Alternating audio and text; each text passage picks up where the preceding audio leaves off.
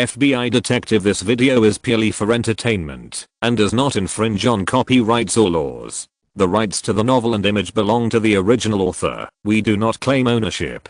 Don't like waiting and want to listen to this fanfic in full now? Subscribe to our Patreon, where you'll find the best fanfics. Chapter 126. Mona is in danger. As Luo An was talking, his expression suddenly became extremely ugly. Then he stepped on the accelerator, turned the steering wheel, and the Chevrolet immediately rushed towards the road on the right side of the intersection. The sudden push on her back scared Lassie, but remembering what Roan had just said, she immediately turned around and asked, "Roan, what have you thought of? Where is Jackwell hiding now?" "Mona. It's Mona. Call her now." The Chevrolet was speeding through the traffic on the highway. Roan held the steering wheel tightly and explained to Lassie with a serious face, "Jackwell has 3 main targets for revenge, namely reporter Evander, Officer John King, and Mona's father Javery Evans. Now Evander has died in a car accident and John King was blown everywhere by a backpack bomb.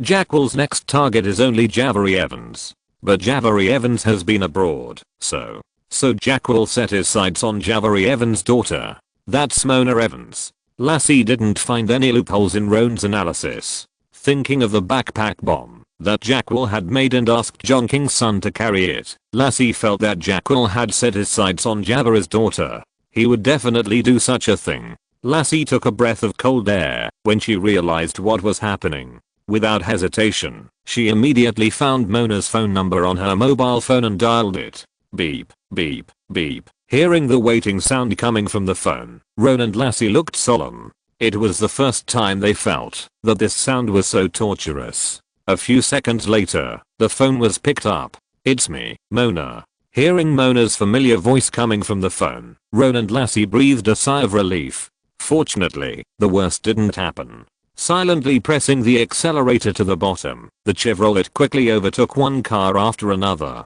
The small apartment that Mona had just bought was not far from here. Roan judged the distance and speed of the car. As long as nothing unexpected happened, they were expected to reach the building in 2 minutes. After walking out of the elevator of the apartment building, Mona, who was holding a laptop, heard the voice on the phone and asked in confusion, "What's wrong? Lassie, is there any notice?" The next second, Mona's face changed suddenly. "You are not here to inform me that I have to go back to work overtime now?" She was still planning to take a good bath and rest for a night. Hearing Mona's words that she was afraid of working overtime, Lassie's mouth twitched, and then she hurriedly told Mona about Luo An's analysis just now. After Lassie finished speaking, Luo An also asked anxiously on the side, "Mona, where are you now?" "Lassie and I will come to you right away. I just got out of the elevator." After hearing Lassie's words, Mona stopped immediately, her heart beating rapidly, and she looked at the door of her apartment with a trace of fear.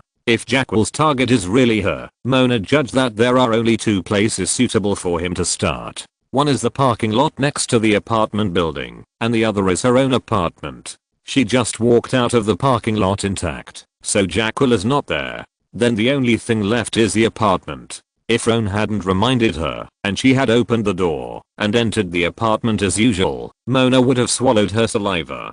Jackwell had served for a long time, had carried out many missions, was agile, experienced, and was also a sniper. And the other party was 100% armed.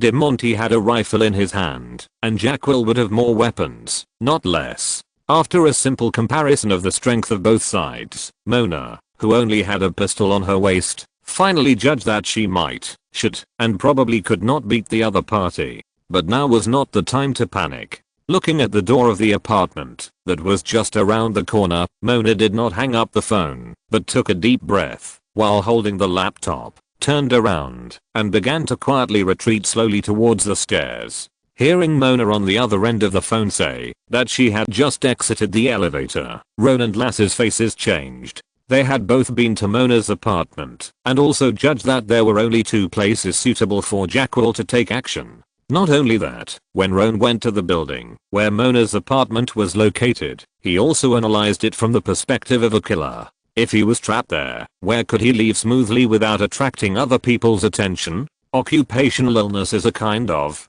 However, when he heard that Mona did not hang up the phone and did not continue to talk, but there was no unusual sound from the other end of the phone, Roan and Lassie looked at each other and guessed that Mona was silently walking towards the stairs. The Chevrolet, which was speeding on the road, turned another intersection, and Roan finally breathed a sigh of relief. As long as they passed 2 more traffic lights, they would reach the building where Mona lived. Lassie saw the tall building not far away, stuck out her tongue, and pursed her lips, and the expression on her face also relaxed. Roan, Lassie pressed the microphone of the mobile phone, turned her head to look at Roan, and whispered, "Do you want to contact Augustus? Of course, you also need to contact SWAT at the same time." Roan nodded, and immediately took out his mobile phone, and handed it to Lassie. At this moment, a gunshot suddenly came from Lassie's mobile phone. Bang, bang, bang. 3 gunshots rang out, and Roan's pupils shrank suddenly. At the intersection ahead, 2 NYPD patrolmen were taking a break and eating burgers. Roan's eyes lit up when he saw this, and then the Chevrolet, ignoring the red light in front of him, rushed through the gap between 2 garbage trucks that were moving forward. Shit. Are you trying to kill yourself? Jesus. At the intersection, the drivers of the 2 garbage trucks cursed, and the passers-by and drivers who saw this scene covered their mouths and screamed. Seeing this, the 2 NYPD patrolmen looked at each other, threw away the burgers they had finished eating, and immediately drove to chase after them. Chevrolet in front. Pull over immediately. Fouquet. I don't know if it was because of the gunshots or the scene that the Chevrolet almost hit the garbage truck. Lassie turned pale and cursed. But the situation was urgent, and the 2 ignored the NYPD's intention. Roan continued to control the Chevrolet and rushed towards the apartment building, while Lassie raised her phone and asked loudly, "Mona, you?" "I'm fine." Before Lassie finished speaking, the sound of Mona running on the stairs and her rapid breathing came over. "The other party is indeed Jackal. You call for support immediately. His weapons include pistols and rifles." Just when Mona successfully moved to the stairs quietly, before she could breathe a sigh of relief, the door of the apartment she had just bought was suddenly opened from the inside. Then, Jackal's expressionless face appeared in front of Mona, and he raised the pistol in his hand. Mona, who was running down the outermost side of the stairs, heard the gunshots, and instantly slid down a few drops of cold sweat, and then she was extremely grateful to Roan and Lassie. If it weren't for their reminders, Mona felt that she might have entered heaven the moment she opened the door of the apartment. On the other side, Jackal stood at the stairs, looking at Mona's running back, his face gloomy. According to Jacqueline's original plan, Mona should have been knocked unconscious the moment she entered the apartment, and then stuffed into the trunk of the car and taken away. The whole process was silent, and would not attract anyone's attention. But things did not go as he thought. "It's okay." Taking a deep breath, Jacqueline picked up the rifle in his arms, adjusted the scope, and slowly aimed the muzzle downward at the gap in the stairwell. He used to be a sniper. At this moment, the alarm sounded outside the apartment building. Chapter 127 Jacqueline is in danger.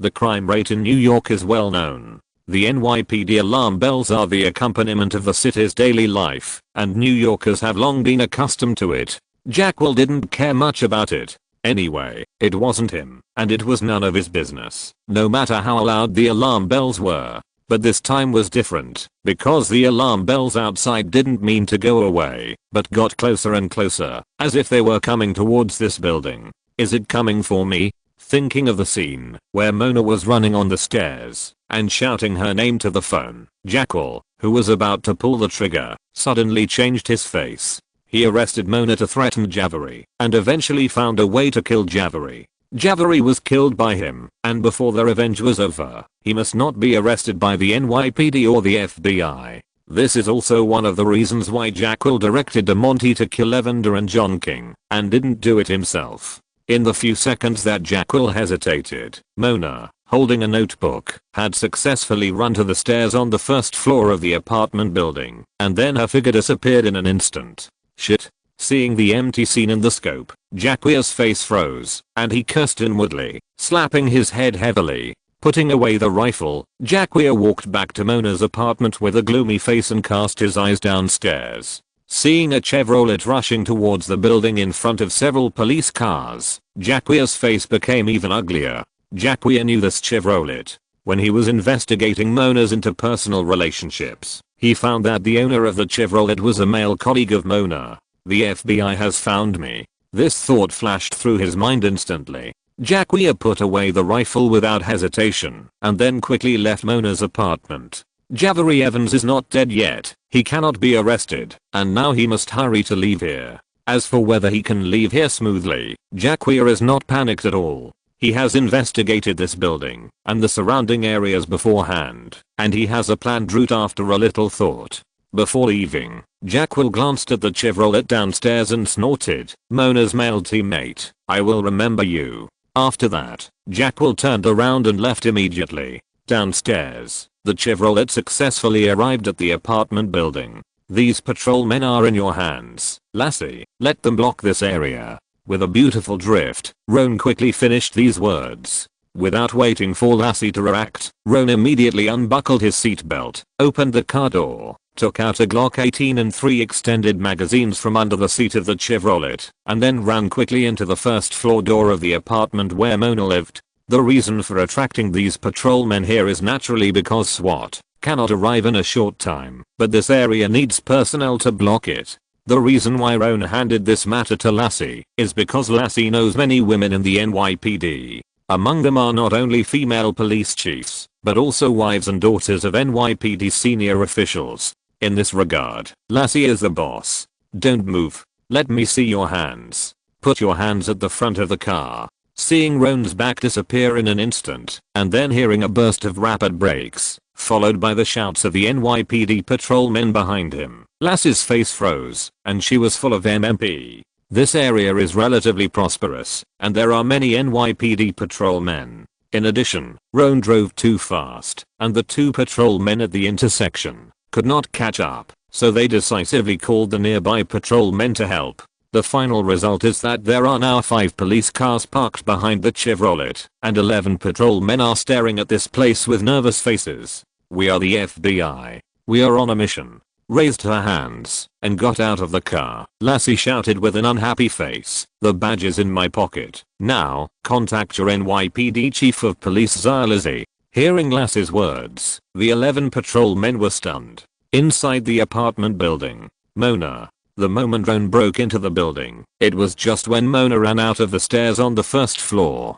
Seeing Mona holding the laptop tightly while running, Roan's mouth twitched, but he immediately rushed forward and protected it tightly behind him. Standing at the corner, Roan held a Glock 18 in a tactical posture and stared at the stairs while whispering, "Are you not injured?" "No." Hearing that Mona's voice was a little wrong, Roan hurriedly turned back to look at Mona and then found that there was a red scratch on Mona's left cheek. "The computer scratched it when I ran downstairs just now." Seeing the worry in Roan's eyes, Mona touched the uncomfortable part of her face, shrugged and smiled. "Minor injury, at least I wasn't shot." Roan frowned at this, and just as he was about to say something, Mona gave him a hug and whispered in his ear, "Thank you very much, Roan. If you hadn't told me the news in time this time, I'm afraid I would." Thinking of John King's miserable condition everywhere, Mona couldn't help but shudder.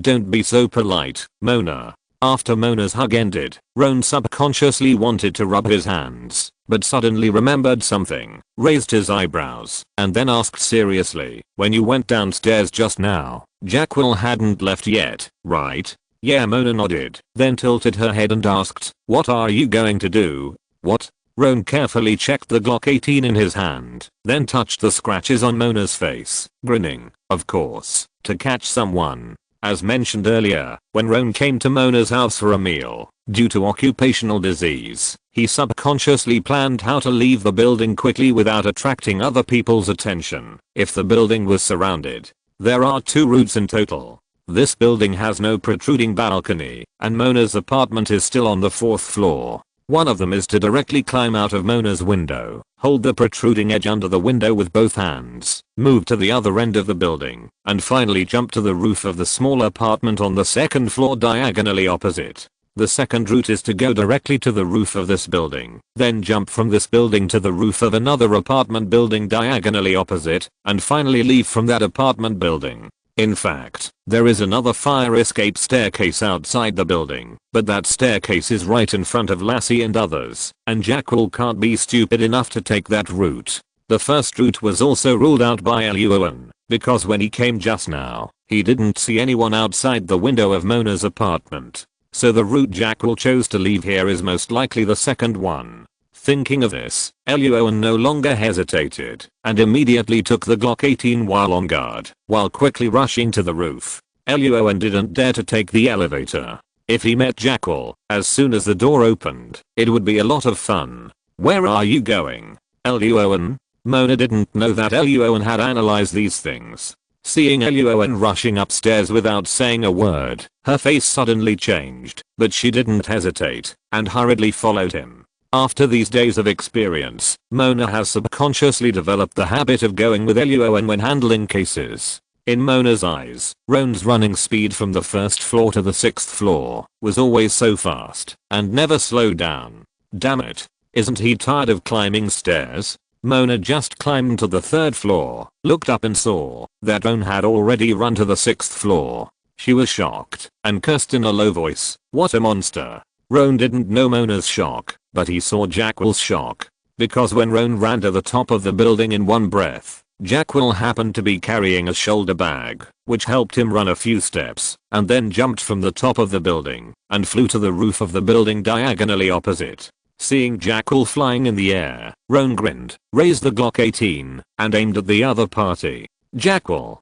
Chapter 128 Family. Jackal, who was in midair, saw the gun in Roan's hand aiming at him. His pupils suddenly shrank, and he cursed F as soon as he said the first letter of the greeting. Roan pulled the trigger of the Glock 18 with a smile on his face. Bang, bang, bang, bang, bang. 4 9mm bullets flew out of the muzzle in an instant, 3 of which hit Jackal's left and right calves and left arm with incredible accuracy. The remaining bullet accidentally hit the root of Jackal's right thigh because Jackal subconsciously tilted his body in a hurry. Bang. Jackal, who was carrying a backpack, did not fall to the bottom of the building in midair and finally successfully jumped to the roof of the building diagonally opposite. But he did not stand, but lay directly on the ground. He landed on his face first. At the same time, he was accompanied by a painful curse. "Son of eating." Feeling the pain from 3 limbs, Jackal's face twitched, and he took a breath of cold air.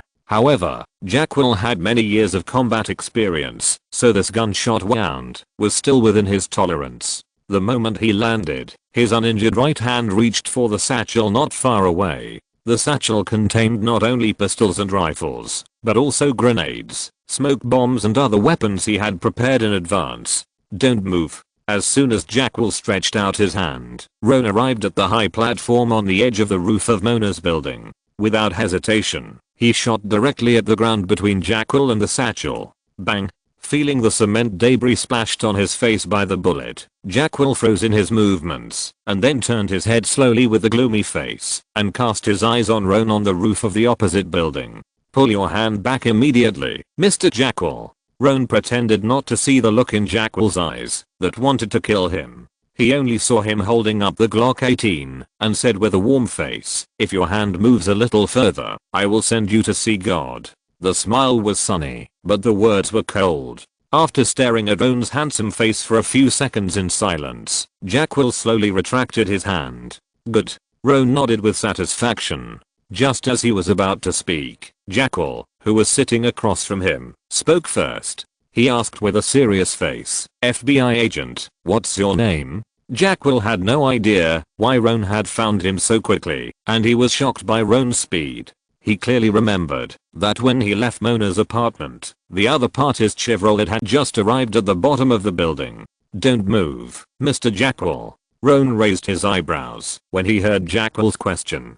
The other party obviously wanted to divert his attention by chatting, so as to find a way to escape from here. Roan was too familiar with this routine. So after hearing Jackal's question, Roan had no intention of answering, but directly arranged, "Now, Jackal, you immediately move smoothly to your left. The farther away from the bag, the better." After reaching the right position, spread your limbs as much as possible and lie flat on the ground. Shit. Hearing this, Jackwell cursed in his heart. The guy opposite looked so young, how could he be so sophisticated? Now that his limbs have been robbed, if he really spread his limbs and lay flat on the ground, he would really become a lamb to be slaughtered.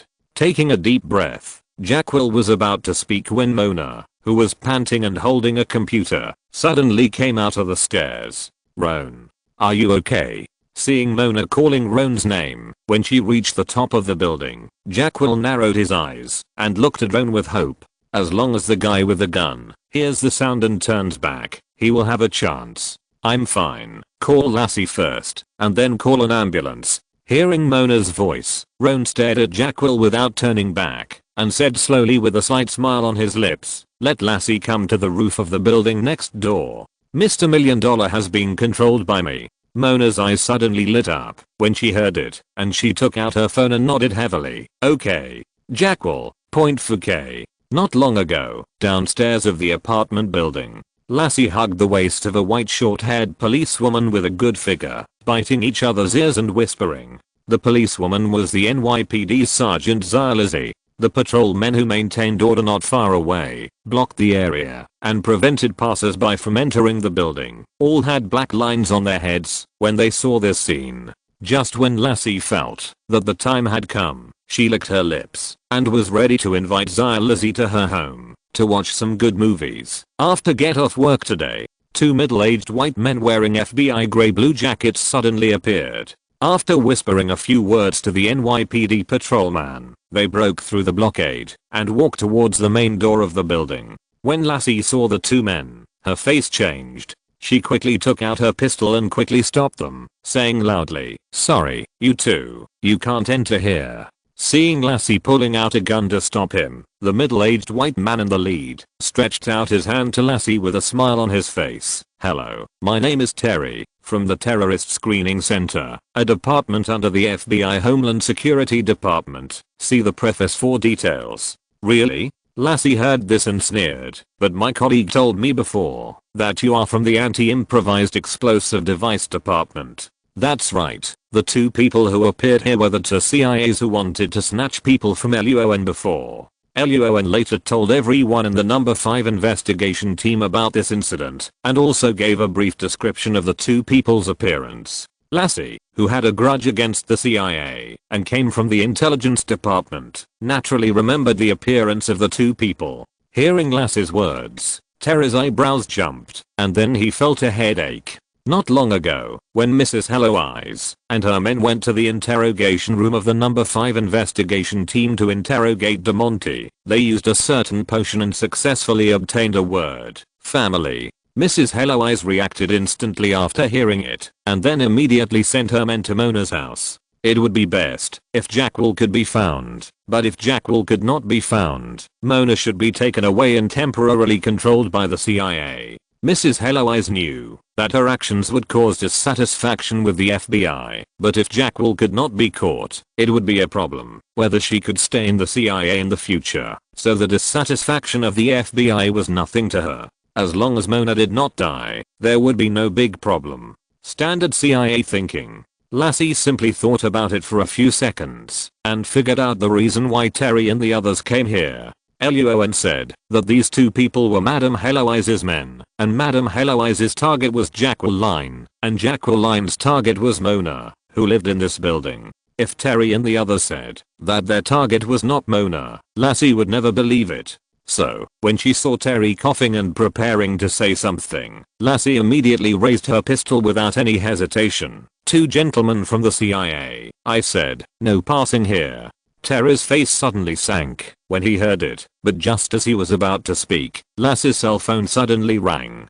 Ding-ling-ling. The moment Lassie took out her cell phone, Terry tilted his head and threw a look at his teammate next to him. Without hesitation, his teammate immediately bypassed Lassie and broke into the apartment building. Shit. Lassie was furious when she saw this, but Terry immediately stood in front of her and said with a smile, don't be angry, Agent Lassie, I won't leave. You should answer the phone first. It may be important news. Point, this is indeed the CIA style of doing things. After looking down at the phone and finding that it was Mona on the other end, Lassie glared at Terry coldly and immediately pressed the answer button. "It's me, Lassie." The next second, hearing Mona's words on the phone, Lassie was stunned at first, and then her expression instantly became strange. If you're listening to this novel on a channel other than Fanfic World, it means they downloaded and uploaded it without effort. We cordially invite you to visit our channel, Mundo Fanfic Novelos. There you'll find the original version of this story and you can explore many other novels of various genres.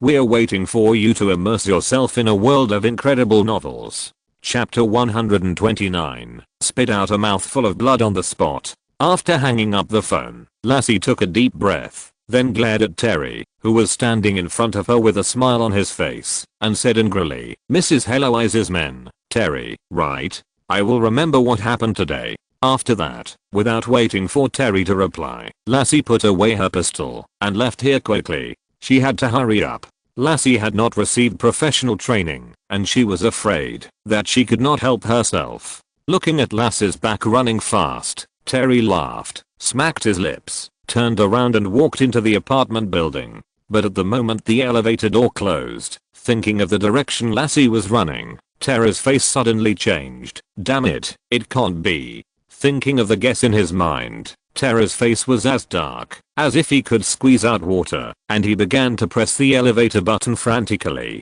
After a moment, he followed Lassie's running route and quickly rushed to the downstairs of the apartment building diagonally opposite. Just when Terry didn't know where to go, an ambulance suddenly stopped beside him.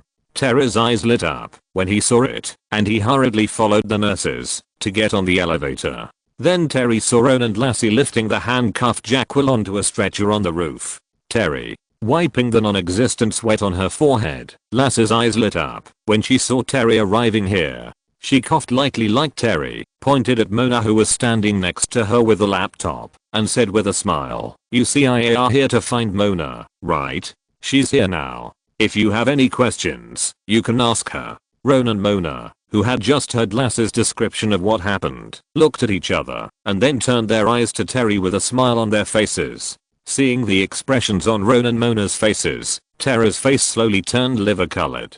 After a long silence, he finally uttered a word, "Point for K." In the distance, in a conference room in the Jacob Federal Building, Mrs. Helloweyes sat on a chair, looking at Verines who was sitting across from her, feeling very unhappy. Verines, who was working on documents with her head down, had a blank expression on her face, and was actually very dissatisfied with Mrs. Helloweyes. It was time to get off work, and normally Verines should have returned to her house to rest. But because Mrs. Helloweyes had interrogated DeMonte not long ago, Verines hurriedly drove back from her way home. Even so, the CIA group still used an unknown potion on DeMonte. If Augustus hadn't reacted quickly, who knows what DeMonte would have become. As mentioned earlier, the case will be handed over to the CIA tomorrow. But DeMonte was one of the perpetrators of the explosion at the door of the federal prosecutor's office after all, and he was arrested by the FBI, so he must be brought to court by the FBI. This is a great achievement. Before that, DeMonte must not die. This is also what Mrs. Helloweyes felt angry and helpless about. One wrong step, or wrong steps. According to past habits, when facing a D-head like DeMonte, Mrs. Helloweyes would have used the CIA's best tricks to make DeMonte cry and shout out information. Because she ignored Roan Greenwood, Mrs. Helloweyes not only couldn't do that, but also fell into a very passive situation. One of the CIA's regional chiefs now had to look at the face of Verines, the team leader. Thinking of this, Mrs. Helloweyes' nails pierced deeply into her palm. She wanted to use all the CIA's best tricks on Agent Roan, but the information she wanted to find showed that Roan not only had brains, good skills, careful observation, strong physical strength, but also Verines' attention. This made it impossible to use the ordinary means used against others in the past on Roan. If you want to attack Roan, you must formulate a specific plan targeting Roan's weaknesses. But now Mrs. Helloweyes is in a hurry to catch Jackal and has no time at all. However, the data shows that the relationship between Roan Greenwood and Mona Evans seems to be closer. Thinking of this, Mrs. Helloweyes curled up a sneer at the corner of her mouth. It just so happens that I sent someone to find Mona Evans before. As long as she is taken away, then later. Mona was not valued by Verines. Her father, Javery Evans, was still on a mission abroad. Thinking of this, a cold light flashed in Mrs. Helloeyes' eyes. Mrs. Helloeyes. At this time, after dealing with the documents on the conference table, Verines first rubbed her aching shoulders, and then tilted her head and asked coldly, "When will you investigate tonight?" Verines can't go home until these guys leave. The main reason is that they are afraid that they will still use drugs when they interrogate DeMonte next time, which will eventually lead to DeMonte's death.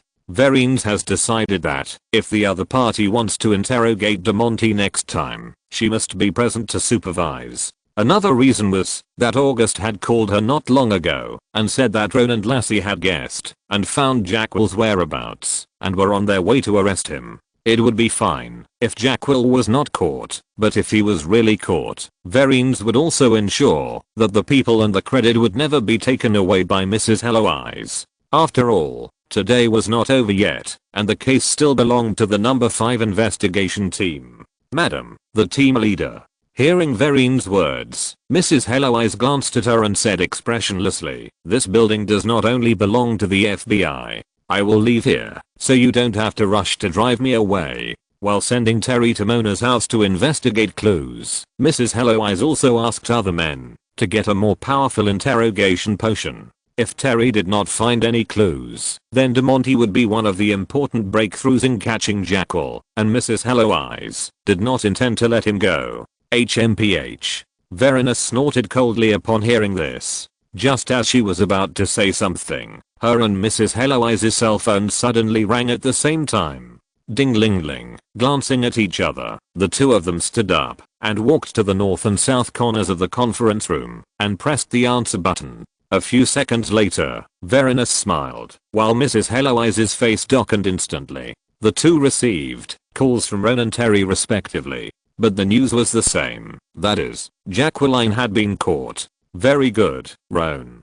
Verines turned around and glanced at the old lady in the opposite corner of the conference room, slowly putting away the smile on her face, but her voice unconsciously became a little louder. "You have worked hard today. Go home and have a good rest after the matter is over. I will hold a press conference tomorrow afternoon, and you will appear with me then." Hearing that Verines was going to hold a press conference, Mrs. Helloeyes' already gloomy face became even uglier, and she immediately hung up Terry's phone, and then turned back and said angrily, "Team leader, you." Without waiting for the old lady to finish her words, Verines hung up the phone and walked to the conference table, saying loudly, "Mrs. Helloeyes, don't forget to pay Jackwell's $1 million reward." After that, Verines picked up the folder on the table and left the conference room with a slight smile on her lips. After all, it was a big case that blew up the door of the federal prosecutor's office, and it was not excessive to hold a press conference. You in the conference room. Hearing that she still had to pay the reward to Roan, Mrs. Helloeyes' face changed all kinds of colors. The next second, without even a breath, Mrs. Helloeyes' eyes suddenly went dark, and her body fell backwards. Afterwards, Mrs. Helloeyes was sent to the hospital and successfully revived. But she was already old, and this sudden fall caused fractures in her arms and thighs. Not only that, the CIA just needed someone to stop the public and hostile forces from talking about the explosion in front of the procuratorate. So Mrs. Helloeyes, who was lying in the hospital, cast a vote of approval for herself without her presence, and was very honored to take the blame. After learning about this, Mrs. Helloeyes spit out a mouthful of old blood on the spot, and was pushed into the operating room again, but this time she failed to win the resurrection match, and she didn't come out, but the black and white photo was hung up. In the distance, in the Chevrolet, Luo An frowned slightly. After hanging up the phone, press conference, Chapter 130. My house is actually pretty big. The next day, Investigation Team 5. Good morning, Mona. Roan, carrying a bag of breakfast, pushed open the door and walked in. In the office area, besides Lassie sleeping on the table, he also saw Mona sitting at her workstation typing on the keyboard. After yesterday's incident, Lassie went to the hospital to guard Jackwell, while Roan drove his Chevrolet home to sleep and rest. Good morning, Roan. Sitting down at his workstation, Roan took a bite of breakfast and tilted his head in confusion. "Mona, why did you come so early today?" As usual, Mona would go to work with Augustus. "I actually came last night." Hearing Roan's question, Mona shook her head, saying that after yesterday's incident, she hesitated for a long time and finally decided to deal with all the items in the room before going back to live. So Mona drove to the Jacob Federal Building last night and spent the night in the Investigation Team 5 office area. At this point, Mona asked, "Roan, can you introduce me to the decoration company that renovated your apartment?" The small apartment Mona bought was the kind that was renovated before and ready to move in. This time, Jacquel's incident made Mona think about redecorating it. "No problem." Roan waved his hand and agreed to this little thing and then asked with a smile, "Mona, are you going to rest in the office area tonight? My house is actually quite big." Hearing Roan's words, Mona did not answer but just rolled her eyes at him. Soon, everyone from the number 5 investigation team arrived. Augustus still entered the door of the number 5 investigation team by scouting. Like in the past, Augustus briefly talked about the task arrangement for today, and the detectives started to work. No case was handed over to the number 5 investigation team today. The work content of the number 5 investigation team today is to deal with the follow-up procedures of the car accident case and the explosion case. No matter which country, solving a case is not over by catching the murderer. There are still a lot of work to do afterwards, such as writing case reports, contacting court judges, determining the trial date, contacting the procuratorate, contacting the prison, handling case evidence, etc. Compared with the NYPD, the FBI handles these tasks faster and the process steps are much simpler. But the various procedures and formalities are still quite a lot after all. If the whole process of handling a case is divided into 10 steps, then finding clues and catching the murderer can only be regarded as the first 4 steps. These 4 steps are the most difficult 4 steps, but the follow-up is the most torturous 6 steps. Regardless of which country, the procedure is the same. It is tiring and complicated.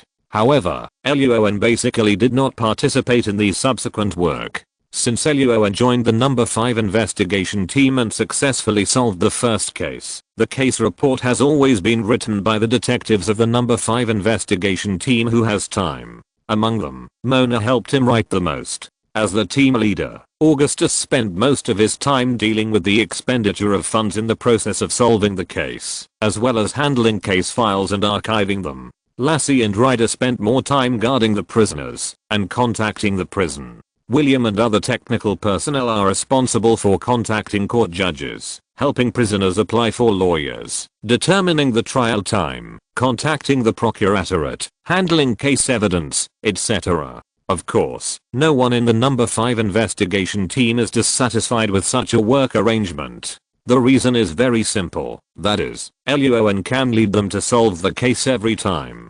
Before Luo An arrived, the number 5 investigation team had just been established, and the case solving rate was not mentioned. The wages of the detectives were only basic salaries, and bonuses were never seen.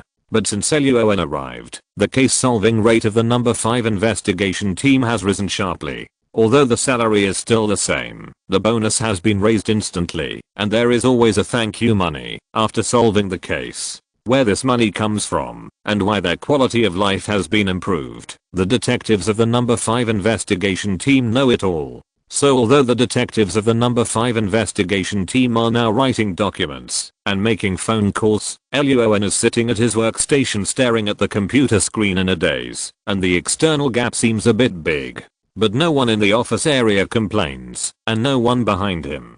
Luo An didn't know what the detectives of the number 5 investigation team were thinking, and he was checking the screen in front of him at this time. Yesterday's experience, the system gave him an excellent evaluation, and the reward was as expected by Luo An, 3 bottles of potions. They were a bottle of physical potion, a bottle of strength potion, and a bottle of swiftness potion. They were all Luo An's favorite potions. Now he has seen that hemostatic potions and antidote potions can indeed save his life at a critical moment, but getting injured is not a good thing after all. So how can he avoid getting injured? Of course, thick skin, high attack, and fast reaction. To do this, you naturally need the support of physical potions, strength potions, and swiftness potions. Thinking of this, Luo An's mouth corners slightly raised, and a gleam of light appeared in his eyes. Because physical potions also have some unexpected blessings and other aspects. Luo An, come here. Just as Luo An looked down at the night vision potion in the system, thinking about whether he should try a bottle tonight, to see what attributes it can add to himself afterwards, Augustus' voice suddenly came over. Looking up in the direction of the voice, at the door of the number 5 investigation team meeting room, Augustus was leading an elderly white man in a suit, waving at him. The three entered the meeting room and sat down. Augustus raised his hand and said, "Roan, this is Lawyer Nicola." Roan looked puzzled, but still smiled and stretched out his hand. "Hello, Lawyer Nicola. My name is Roan Greenwood. You can just call me Roan." "Hello, Agent Roan."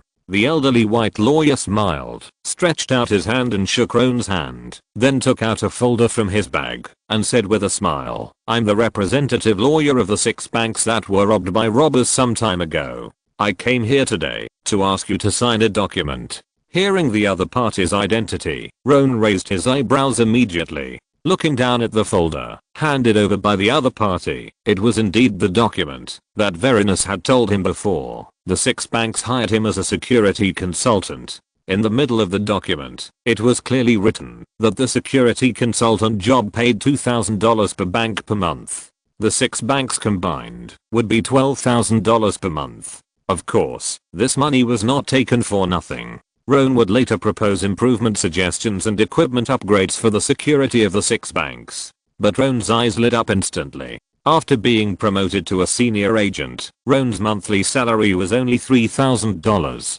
After carefully checking the contract and finding no problems, Roan signed his name. After Attorney Nicola left the meeting room, Roan turned his gaze to Augustus beside him. Roan remembered that Verinus had said that only when the bank paid a thank you fee would someone ask him to sign this contract. Now the contract was in front of him, and the bank's thank you fee. Seeing Roan's eyes, Augustus also grinned. Chapter 131 Counselor Mate. Without further ado, Augustus patted Luo An's shoulder and said, "The 600,000 yuan thank you money from the 6 banks has been deposited into the account of the number 5 investigation team. 400,000 yuan of it will be transferred to you later." Luo An smiled when he heard this and said loudly, "Thank you, sir. You're welcome. You deserve it." Augustus waved his hand. Luo An contributed the most to the serial bank robbery case, so of course he should get the biggest share. Just as Augustus was about to say something else, the phone in his pocket suddenly rang. It was Verin's who called. Verin's words were still brief and efficient, and she said directly, "Let Luo An come to my office." "Okay, sir." Luo An got the news and immediately went to Verin's office. "Sit down." In the office, Verin threw the pen in her hand aside, leaned back on the chair with her curvy body, looked at Luo An and said calmly, "I just received a notice that in addition to Special Agent in Charge Corbett, one of the candidates for New York Governor, Congressman Matry, will also attend the press conference this afternoon." Hearing the name of Congressman Matry, Luo An was puzzled. "Who is this?" Verin narrowed her eyes slightly. "You don't know him?" "No." Luo An shook his head repeatedly. He didn't pay much attention to New York politics and didn't know much about the gubernatorial election.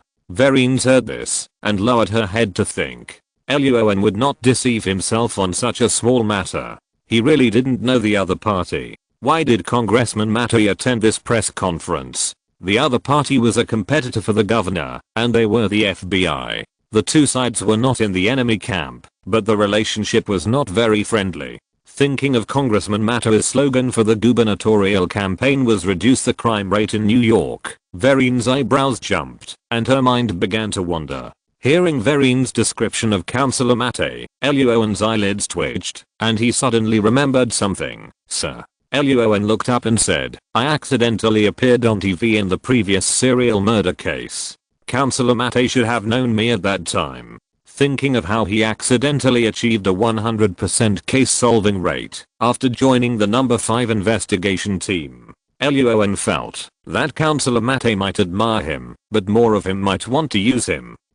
Verin was stunned when she heard what Luo An said, and then suddenly woke up. She had overlooked this point. If this was true, it meant that Councillor Matte had also seen the scene where Luo An killed the serial killer with a pen. Thinking of Councillor Matte's campaign slogan, Verines immediately got the same idea as Luo An. That is, the other party probably wanted to take this opportunity to get to know Luo An and eventually find a way to achieve his political goals through Luo An. There was no way Luo An's performance during this period was too dazzling in the eyes of those who were interested. Although Luo An is an agent of their FBI, he is too young. The old fox immersed in politics likes people like Luo An. Thinking of this, Verines said decisively in a deep voice, Luo An, you don't have to go to the press conference this afternoon. Luo An nodded. Okay, sir. Luo An didn't want to participate in the press conference. The reason has been described before.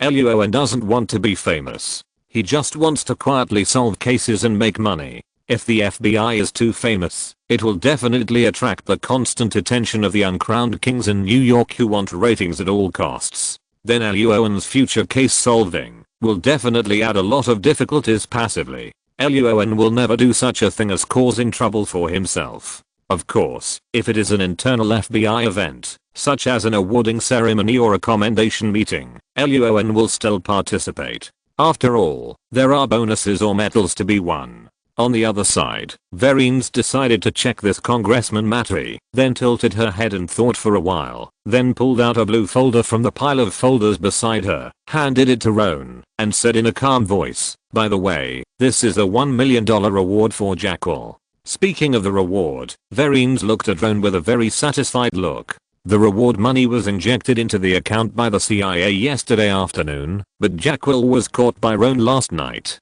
Thinking of the green faces of the CIA people after hearing the news, Verines smiled. But the smile was quickly put away. Verines always pays attention to maintaining her dignity in front of subordinates. Thank you, sir. Roan didn't notice the smile on Verines' face, and his attention was all on the folder in his hand. Just now, Roan received 400,000 thank you money from Augustus and another 1 million here. Roan decided to go to Wall Street after get off work tonight. It is 2005 now. At this time, the stock prices of companies such as Apple and Google do not seem to be very high. In addition, this Congressman Matte should also be investigated. At least we need to know what the other party's purpose is. Afternoon, 10 minutes before the start of the press conference, backstage. Hello, Miss Team Leader.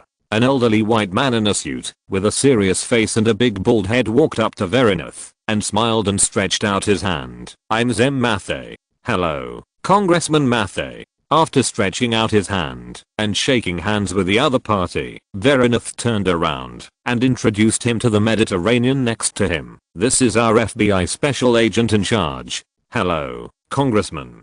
Corbett, who was a little Mediterranean, stretched out his hand and shook hands with the other party. The three of them exchanged greetings for a while, and after Congressman Matte sat down on the chair, he began to look around. Since the last time he saw Roan kill a serial killer with a fountain pen on TV, Congressman Matte remembered Roan's name. But at that time, he suddenly had some work on hand, so he temporarily put Roan behind his mind. When Congressman Matte saw the name Roan Greenwood in his notebook again, he learned through questioning that Brunson had been kicked out of the FBI headquarters, and that Roan had solved the case that Brunson had not solved. Now Congressman Matte was more interested in Roan. After learning about the news of the press conference yesterday, Congressman Matte pondered for a moment and decided to cancel a schedule to attend the press conference. According to the information collected by his men, Roan Greenwood was the leader in solving the recent cases. Faced with this situation, Congressman Matte believed that Roan would definitely attend the press conference. He wanted to talk to Roan on the spot to see what kind of person Roan was and then decide on future plans. But where is Roan? Looking around carefully, Congressman Matte's mouth twitched and his face was puzzled. Seeing Congressman Matte's expression and movements from the corner of his eye, Verines raised her eyebrows slightly. But now was not the time to tangle with this point. The time for the press conference had already begun. Verines took a deep breath, stood up and walked to the camera. facing the long and short cannons in front of her. Vereen's expression was still very cold. "Dear journalist friends, the press conference begins now." At the same time, in the office area of the number 5 investigation team, Luo An looked at the information of Councillor Mate that Mona helped him find and fell into deep thought with his chin on his hand. Chapter 132 Sudden Explosion. This press conference was not live broadcast, so the agents of the 5th investigation team did not watch TV. Luo An sat at his workstation, leaning his chin on the computer. According to the information in the computer, Zem Mate is 66 years old and is the 3rd generation of the Mate family. His current goal is to become the governor of New York through election. If he succeeds in this election and works hard for a few years in the future, he may even have a chance to challenge the position of the President of the United States. His son is named Wilbur Mate, 34 years old, and currently works in the prosecutor's office in Brooklyn, New York. A standard American political family. Seeing the information in the computer, Luo An frowned slightly. Political families are a kind of social phenomenon of the United States that is openly ruled by aristocratic families. The more famous ones include the Adams family, the Roosevelt family, the Bush family, etc. These families have produced at least 2 American presidents. However, for the Eastern people, the Kennedy family is more well known. Because this family itself is shrouded in a mystery called the Kennedy curse. From 1941 to 2009, nearly 10 Kennedys died unnatural deaths. The most famous of them is the president who likes to laugh. The Mate family certainly does not have the energy of the above mentioned families to radiate the whole country, but it is definitely not a difficult task for them to work hard in the city of New York for 3 generations and radiate their energy and connections throughout New York.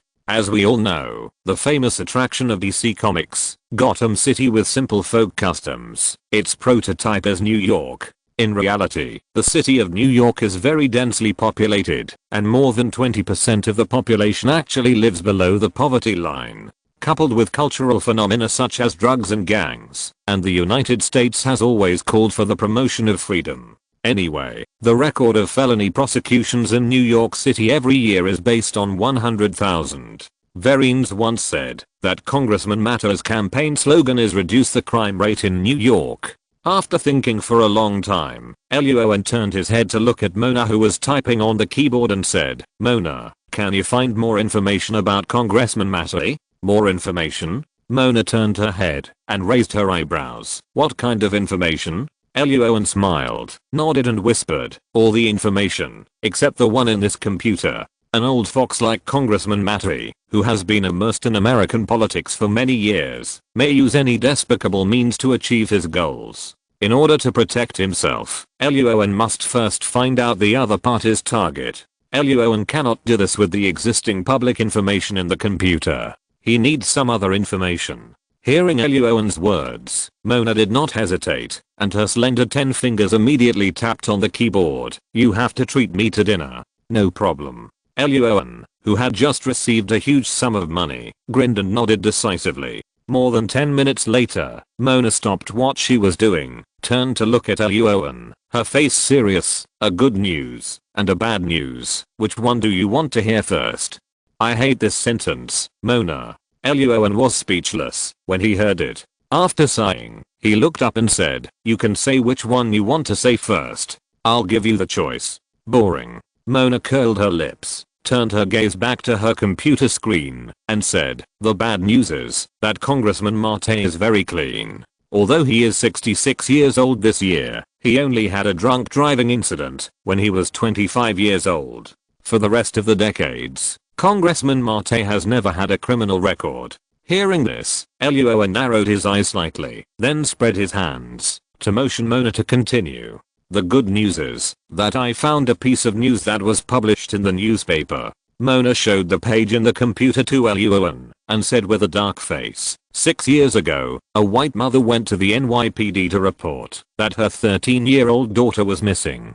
Half a year later, the NYPD successfully captured a criminal organization that trades in minors. In the account book of this organization, there appeared photos, names and other information of the white mother's daughter. According to records, the 13-year-old daughter was sold to a rich man in the New York area. But after investigation, it was found that the company of this rich man was a shell company, and he himself was probably just a glove, and the other party was actually working for a congressman.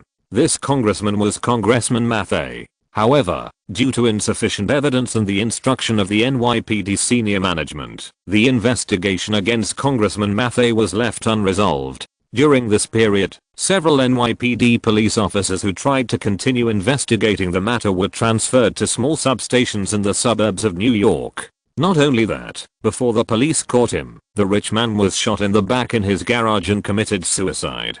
After reading the information in the computer and thinking about the Lolita Island incident in the future, Luo An's face was gloomy, and he didn't know what to say for a moment. Luo An? Seeing Luo An staring at the computer screen without saying anything, Mona, who looked unhappy, tilted her head and asked, "Why do you want to check this, Councillor Mate?" Mona didn't know that Councillor Mate came to attend the press conference downstairs today. When she asked her to check the basic information of Councillor Mate just now, Mona didn't ask why, and checked it directly. Mona always believed in Luo An. Hearing the question, Luo An came back to his senses, took a deep breath, and briefly narrated the matter. "So, what you mean is..." After listening to Luo An's words, Mona covered her mouth and exclaimed, "Councillor Mate is targeting you now?" This sentence sounds fine, but when it is connected to the news just now, Luo An's words are not right. But Luo An is not panicking. He is 25 years old this year, and this age is far beyond the scope of minors. Shaking his head, Luo An threw aside the messy thoughts in his mind. Just as he was about to speak, Mona asked with a serious face, "Luo An, what are you going to do next?"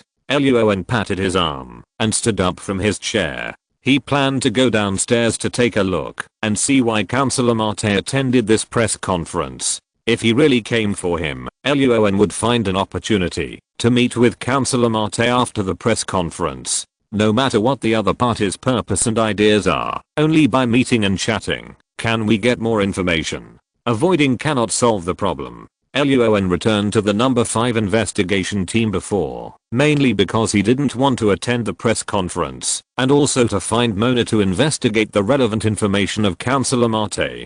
Beep beep. Luo An was just about to briefly tell Mona his thoughts, and suddenly an alarm sounded in the corridor outside the office area of the number 5 investigation team. Shit. The moment they heard the alarm, the faces of all the detectives in the number 5 investigation team changed suddenly. Because this alarm means that there is an emergency in this building, so everyone should evacuate the building quickly. Luo An was also shocked, but before he could ask what happened, William beside him suddenly exclaimed, "Damn it. There was an explosion at the press conference." William always gets the news of what happens in this building first. "What did you say? How is it possible? What exactly happened?"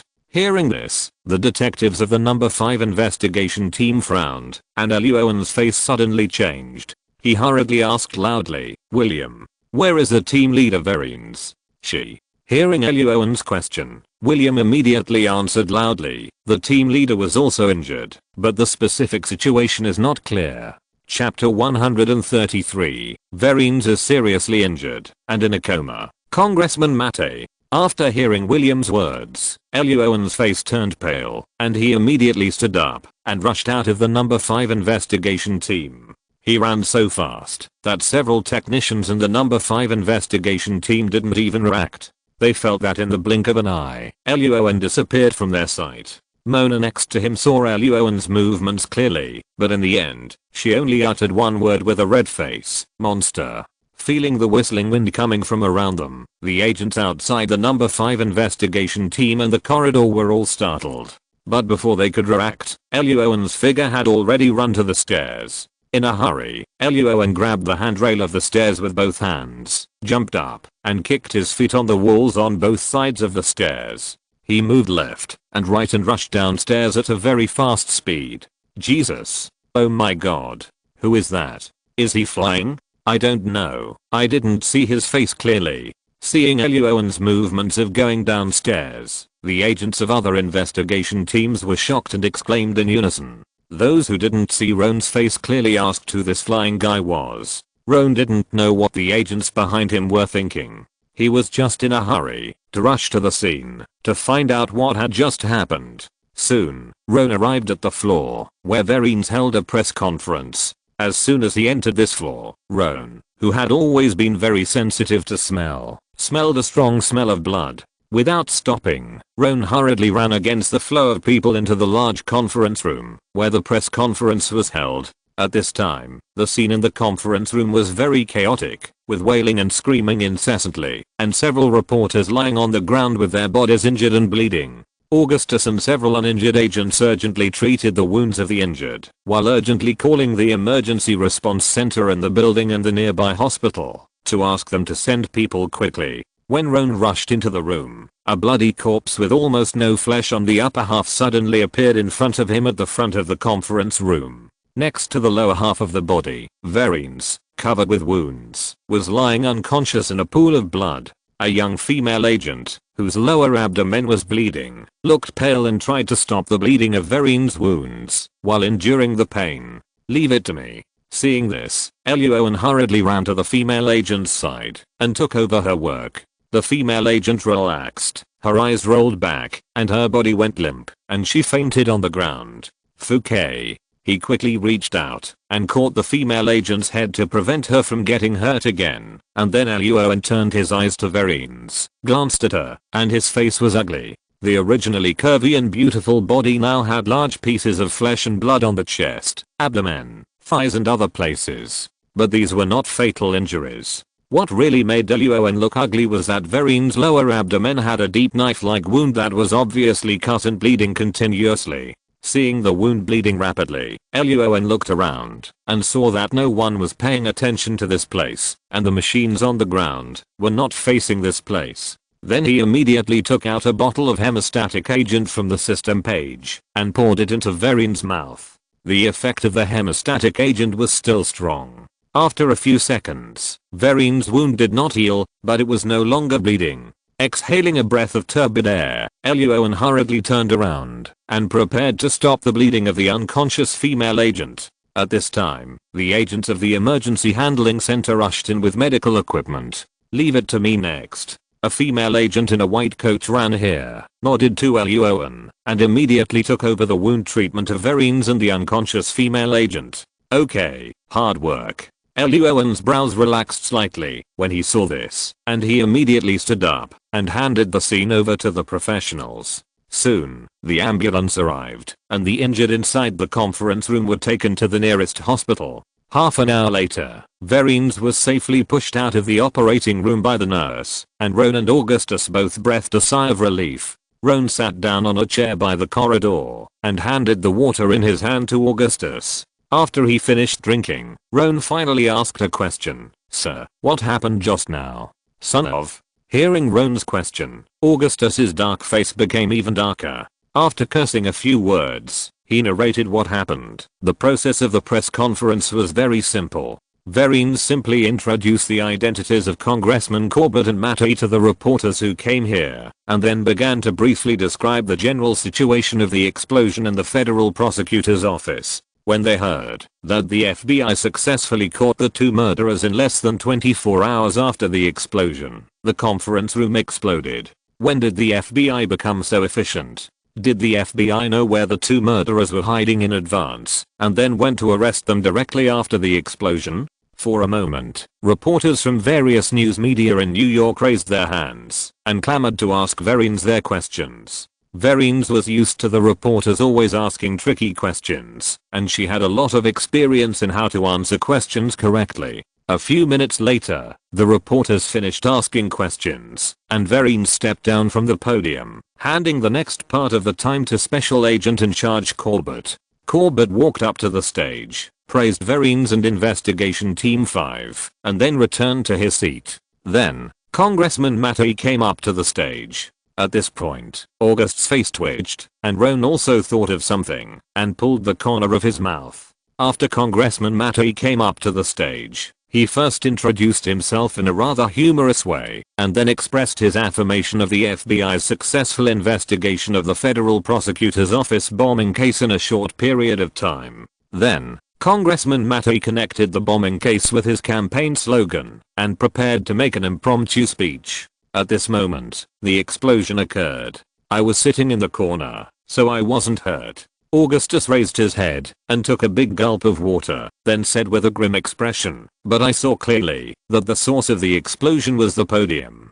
At that time, Congressman Mattei coughed, and the next second, a violent white light suddenly burst out in front of him, and then everyone present fell to the ground. Among them, the closest to the podium was Congressman Mattei. After the explosion, the blurry body was him. Vereen sat diagonally behind the podium, and her injury in the explosion was second only to Congressman Mattei. The third most seriously injured was Special Agent Director Colbert, who was sitting far away from the podium, and the reporters who were busy recording the words. After listening to Augustus' description, Roan looked strange. When Vereen's and Colbert came on stage, nothing happened, but as soon as Congressman Mattei came on stage, the explosion happened. Thinking of the information he had found from Mona before, Roan raised his eyebrows slightly. But then he thought, this is a Jacob Federal building, and security checks are required for entry and exit. How did the murderer bring the bomb into this building? Could it be there is a mole? Hello, sir.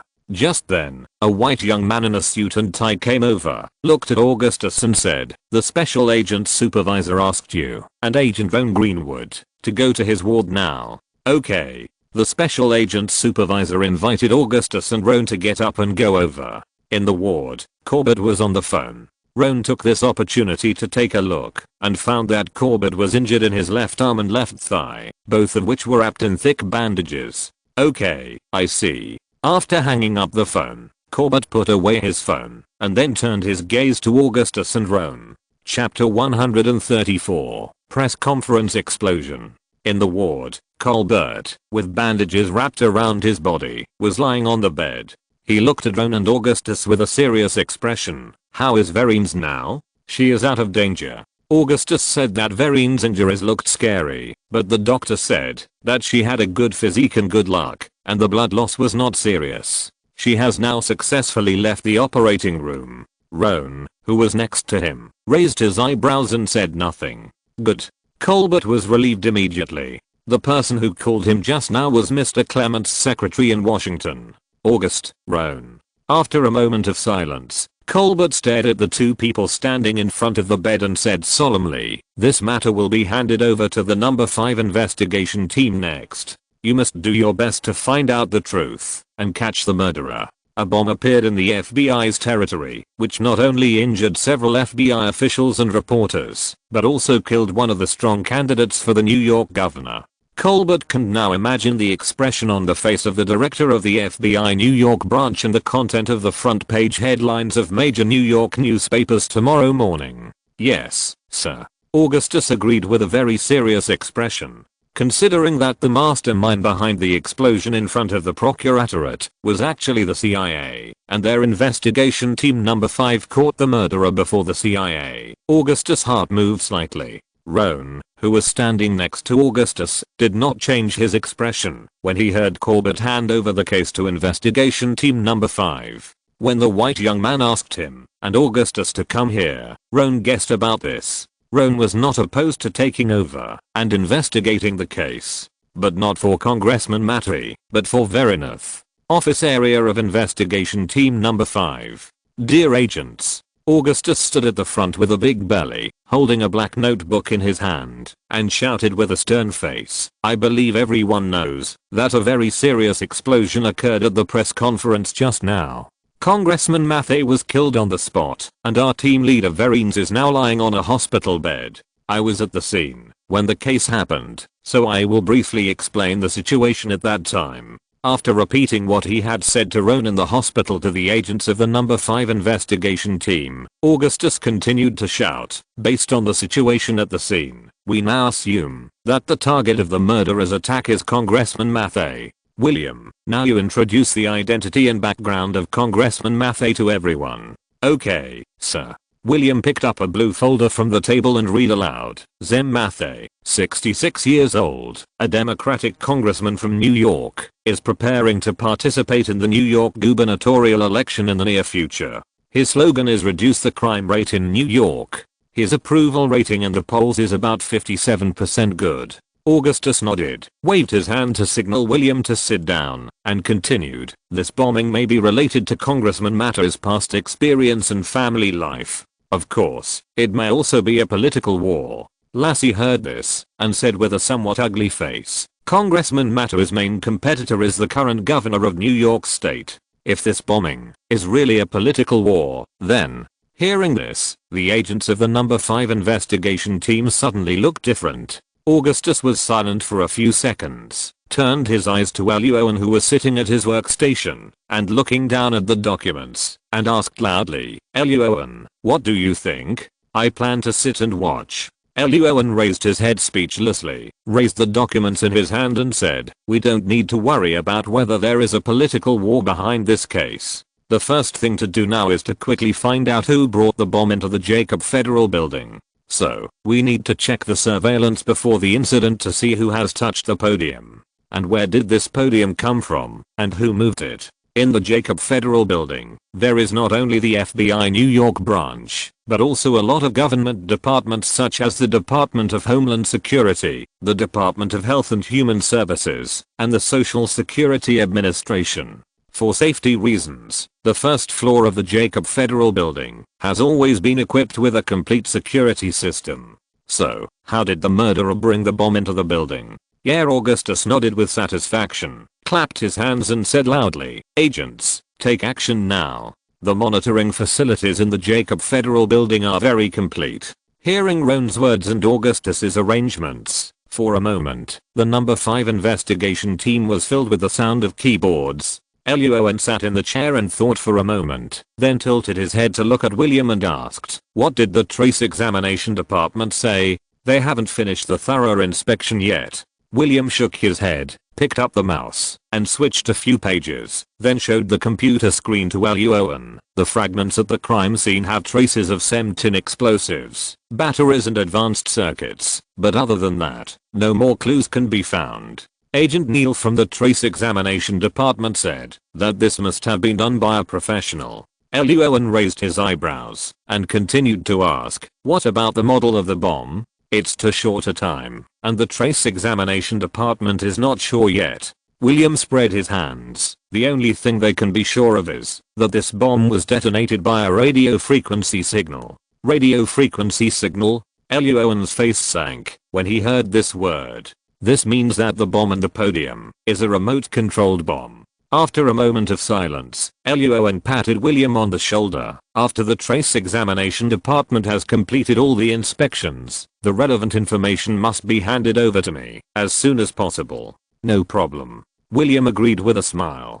Just after returning to her workstation, Mona suddenly exclaimed, Roan, I found a shooting case. A surveillance video was playing on Mona's computer. The time recorded in the video was about 10 minutes after the explosion at the press conference, and the location was at the entrance of the alley 2 streets west of the Jacob Federal Building. In the video, a middle-aged white woman was holding a phone and walking around the alley with an anxious look on her face. After a moment, the phone suddenly rang, and the woman put it to her ear. The anxious expression on her face quickly disappeared, and a smile appeared instead. Then, a car drove over from a distance, and the woman waved repeatedly. Just as the car arrived near the woman and the woman was about to open the door to get in, the passenger window suddenly opened, and a gun stretched out from inside. The next second, the woman was shot in the forehead, and fell to the ground, and the car drove away at a high speed. The last scene of the video was that several passers-by picked up their phones in panic, and started to call the police. Seeing this, Roan frowned and tilted his head to look at Mona. This time Mona didn't keep the user in suspense. Her 10 fingers flew across the keyboard, and she quickly pulled up the information of the woman in the video. Chapter 135 Vicious Email. The woman in the video is called Ancona. She is 46 years old, and she is one of the people who cleans the floor where the press conference is held. Mona showed Ancona's information to Luo An, and then called up another surveillance video. At the beginning of the press conference, Ancona was walking in the corridor outside the conference room with a mop, and her left hand was in her pocket every time. At the moment of the explosion, Ancona looked like she was scared. She sat down on the ground first, and then hurriedly took advantage of the chaos, and left there with others. It seems that she is the one who remotely controlled the bomb, and made it explode. After watching the two videos, Luo An pursed his lips, pondered for a few seconds, tilted his head, and said to Mona in a deep voice, "Can we find any useful information from that car?" "No." Mona shook her head, tapped the keyboard a few times and frowned. "The license plate of that car is fake.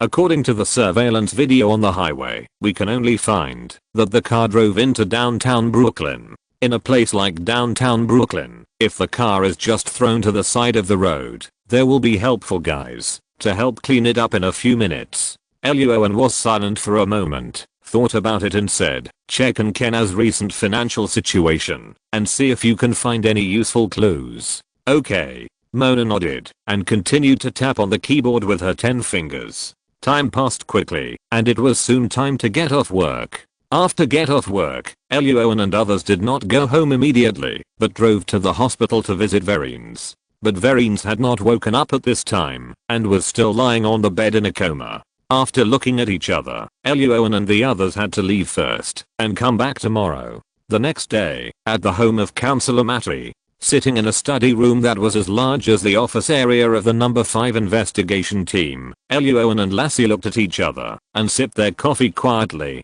The NYPD has handed over the shooting yesterday to the number 5 investigation team. Mona did not find any abnormality in the financial situation of Ancona's bank account, but if the other party got the banknotes, but chose to hide them, Mona would naturally not be able to find them. So in the end Mona chose to go to Ancona's home with Riyadh to take a look, and at the same time visit Ancona's relatives and friends to see if they could find any useful information. All dinner invitations for this week are cancelled. At this moment, a somewhat angry voice suddenly came from the corridor outside the study. The next second, the door of the study was pushed open, and a middle-aged white man with a long face and short beard walked in with an elderly white man in a suit. Also, turned down the CNN interview. "My father just passed away, and they invited me to the show. Damn it." Wilbur Matty, the son of Congressman Matty, was furious, and the elderly white man next to him was worried. Ron and Lassie looked at each other, and Lassie stood up first and extended her hand to Wilbur. "Hello, we are FBI agents. This time we are here. I know, you are here to investigate the bombing." Before Lassie could finish her words, Wilbur waved his hand to interrupt her, walked quickly to the desk, picked up a glass of wine, and poured it all down his throat, then turned around and said, "I'm sorry, my father passed away so suddenly, and I was dealing with things yesterday afternoon and evening, so I need to drink some wine to refresh myself now." Seeing Wilbur's red eyes, Lassie frowned slightly and asked, "Then can we start?" "Yes." Wilbur nodded, then picked up a bottle of wine, and took another big sip. Lassie frowned at this, and turned her head to look at Roan.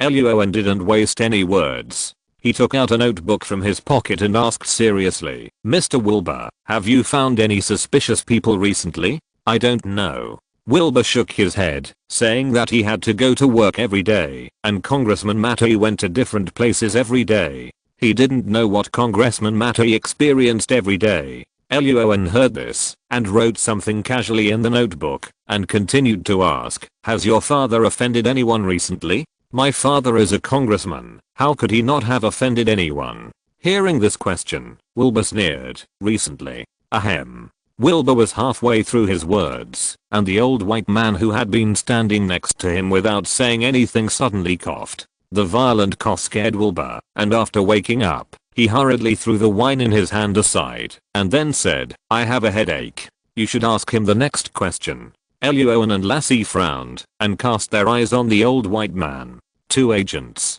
Seeing the two people's eyes, the old white man slowly smiled, and said in a light voice, "My name is Adam, and I'm the housekeeper of the Matty family." "Hello, Adam." Luo An stretched out his hand to suppress the somewhat agitated Lassie, and then continued to ask with an unchanged expression, "As the housekeeper of the Matty family, you must know a lot about the experiences of Congressman Matty during his lifetime. Excuse me, has Congressman Matty offended anyone recently?" "I'm sorry, Adam smiled slightly, and just as he was about to deny it, Luo An said directly, "I know what you want to say, but what I want to tell you is that, although Congressman Mattei is dead, the explosion may not be over, and Wilbur next to you is likely to be targeted by the murderer. Although you can ask bodyguards to protect your safety at all times, bodyguards will always be lax, and the murderer will never be lax, so you can imagine the consequences yourself." What?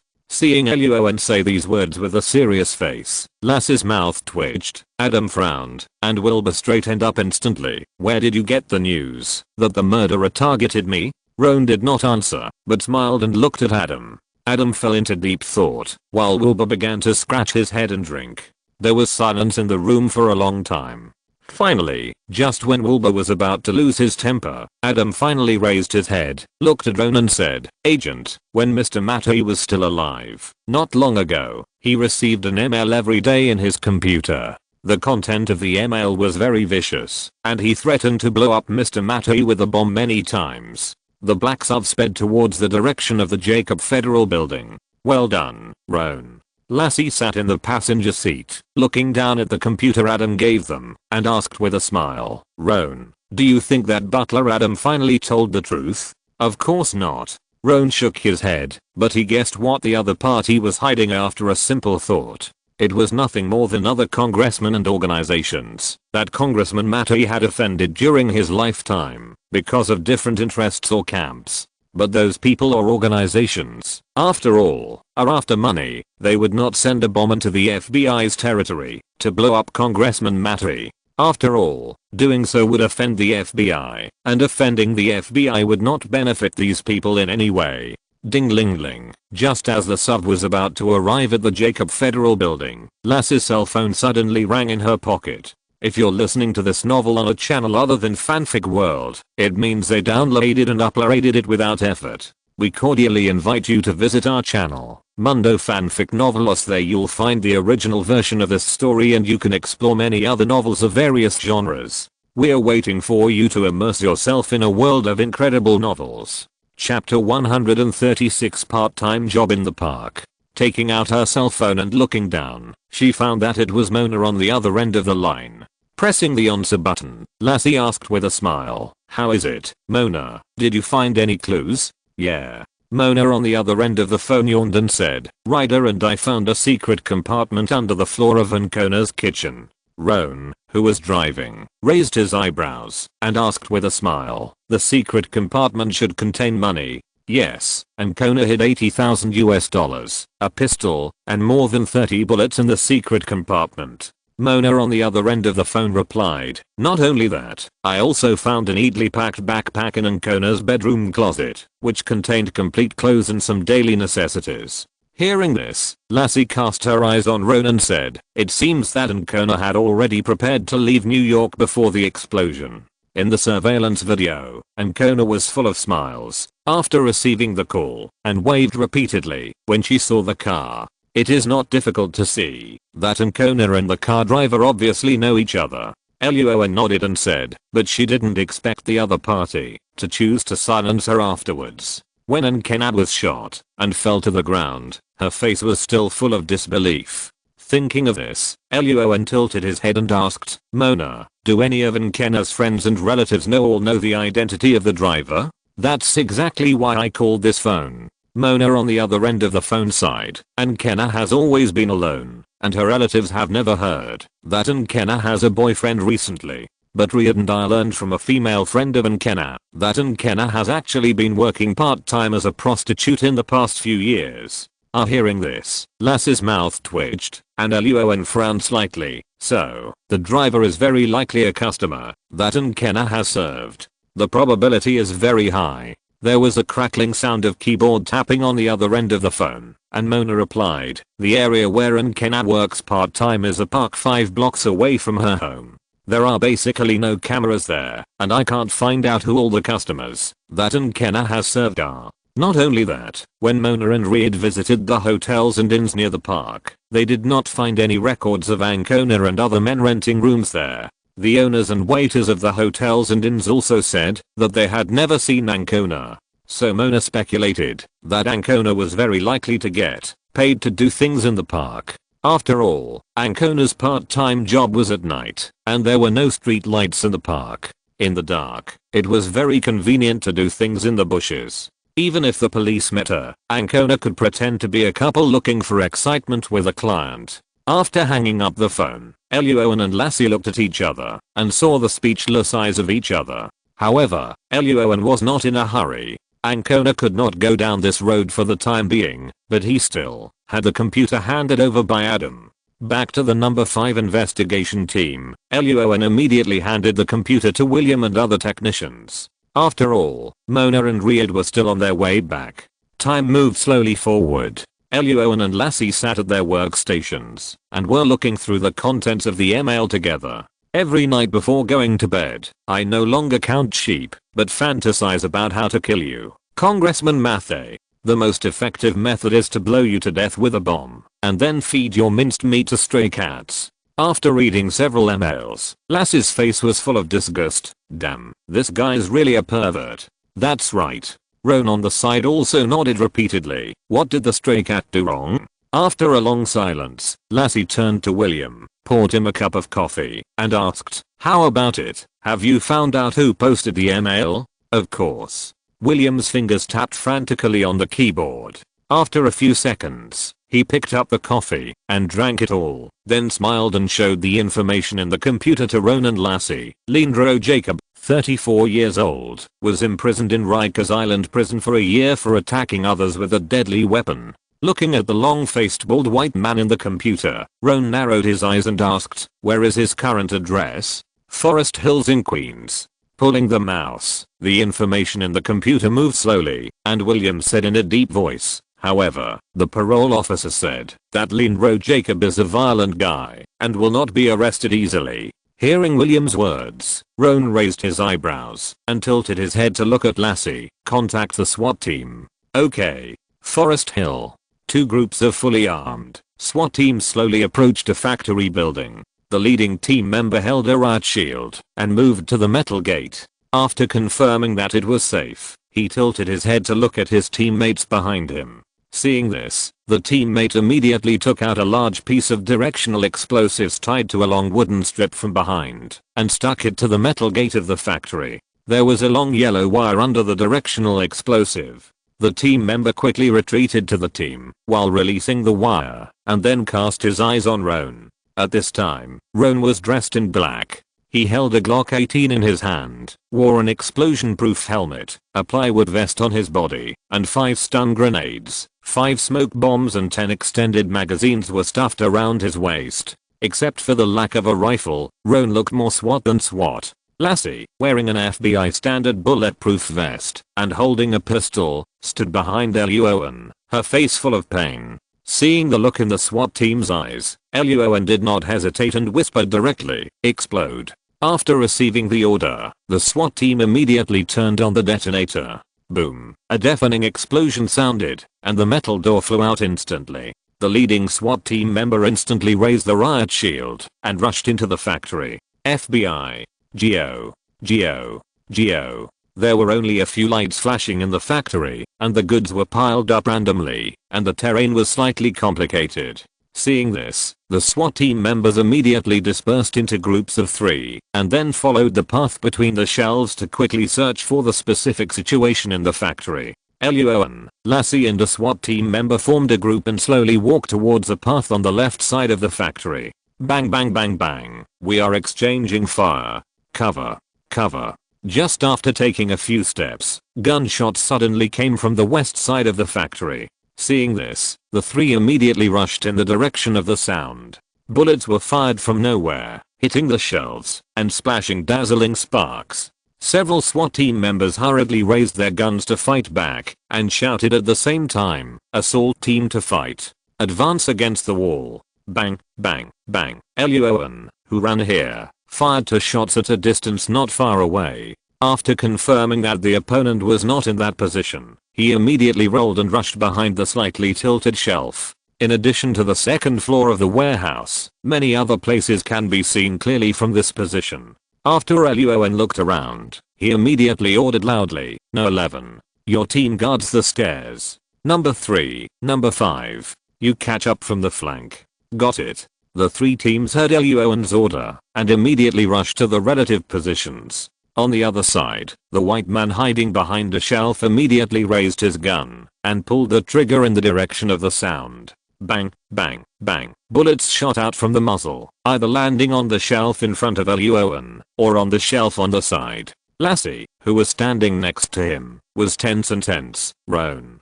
I'm fine. Roan's face remained unchanged. The locations he had just ordered were to the sides and back of the enemy. Seeing the SWAT team members getting closer and closer, the enemy would definitely choose to temporarily leave there and avoid the SWAT team members. Chapter 137, taking it out from behind. Sure enough, the next second, the bullets fired here stopped, and the white man's figure also retreated to the back. Lassie breathed a sigh of relief when she saw this. Just as she was about to move to Luo An's side, she saw Luo An, like a dark cheetah, jumping and galloping in the direction of the other party's shooting, and approaching at a very fast speed. Looking at the complex terrain, the ground full of shelves, and various messy items, and then looking at Luo An's back that disappeared in an instant, Lassie and several SWAT team members immediately doubted their lives. He was wearing so much and there were so many obstacles on the ground. How could he run so fast? Exclamation mark. Glancing at the messy obstacles in the warehouse, Luo An's mind instantly outlined the best route to the side of the enemy's hiding place. Then the power in his body burst out, and Luo An quickly moved forward in the most suitable posture, and rushed to his target location. The sound of the shaking wind sounded in his ears, and a strange energy burst out from his abdomen. Luo An felt that his heart was like a high-pressure water pump, continuously stimulating energy to all parts of his body. Damn FBI. Because of the SWAT team members who appeared on his side and were about to surround him, the white man cursed the guy who gave this order in a low voice and then immediately retreated to the shelf behind. He was not panicking because he had a backup plan. At the back of the warehouse, there was a workbench with a lot of bombs he had just made. As long as he ran there and touched those bombs, the SWAT team members would have to obey his orders and leave the factory. And there were other exits in the factory. He believed that he could take this opportunity to escape smoothly. The white man just turned around and suddenly heard a whistling wind behind him. He turned his head subconsciously and suddenly saw a dark figure rushing towards him like lightning. Fouquet. What monster? The white man's eyes instantly showed shock and fear, and he subconsciously prepared to raise the gun in his hand and pull the trigger at the figure. But just as he was about to raise the pistol, the right hand of the dark figure suddenly burst into a dazzling light in the darkness. Bang, bang, bang. 3 gunshots rang out, and the white man instantly felt a sharp pain in his right hand holding the gun and his 2 thighs. But before the white man could scream, Roan's dark figure had already rushed in front of him, and his powerful right foot kicked the white man's chest. Bang, a sharp pain came from his chest, and the white man flew backwards instantly. After knocking down several shelves, the white man lay in a pile of goods. His body shook, his head tilted, and he fainted instantly. Fouquet. Thank you for the generous gift. Jesus. The total time Roan rushed here, fired and kicked people was only a few seconds, and he surrounded this position. The several SWAT team members who were lucky enough to see the whole process were immediately shocked and screamed. Then they looked at Roan with awe. America is a country that writes the rules of the jungle and admiration of the strong on the surface, such as school violence against the weak and the social phenomenon that quarterbacks generally have many girlfriends. It is a habit of some Americans to respect the strong, and this is especially true for violent organizations like SWAT. Roan's speed, strength and marksmanship instantly conquered the SWAT team. Seeing the amazed eyes of the SWAT team, Roan smiled and waved his hand, then hurried to the white man and checked his face and injuries. The white man was Lindro Jacob. At this time, Lassie walked over quickly. She was also very shocked by Roan's actions just now, but she also had a good discovery just now. Lassie walked to Roan, took out a notebook from behind her buttocks, and said seriously, Roan, I just found a computer not far away. I checked it carefully and found that this computer is full of emails threatening Congressman Matty. Seeing Lassie's actions and thinking of how she could always magically take out a bunch of cosmetics before, Roan fell silent for a moment. After a long while, he raised his head and asked seriously, Lassie, there is a question I have been wanting to ask you. What is it? Where did you hide the items? That afternoon, investigation team number 5, interrogation room. Bandaged Lindro sat in a wheelchair, his uninjured left hand handcuffed to the table in front of him. The door of the interrogation room was pushed open, and Roan came in with a cup of coffee and Mona came in with a laptop. The two sat down on the chairs opposite Lindro, and when Mona was ready, Lindro grinned and said, "Good afternoon, Lindro." Lindro did not speak, his face was at hen, and his eyes looking at Lindro were also unusually cold. "Okay." Roan took a sip of coffee nonchalantly, and then asked without further ado, "Tell me, why did you want to kill Congressman Matty? And how did you get the bomb into the Jacob Federal Building?" "Fuck. I didn't kill Congressman Matty." Hearing Roan's words, Lindro's mouth twitched, and then he roared loudly, "I didn't do that bombing. I don't even know what was going on." "Really?" Roan raised his eyebrows and turned his gaze to Mona.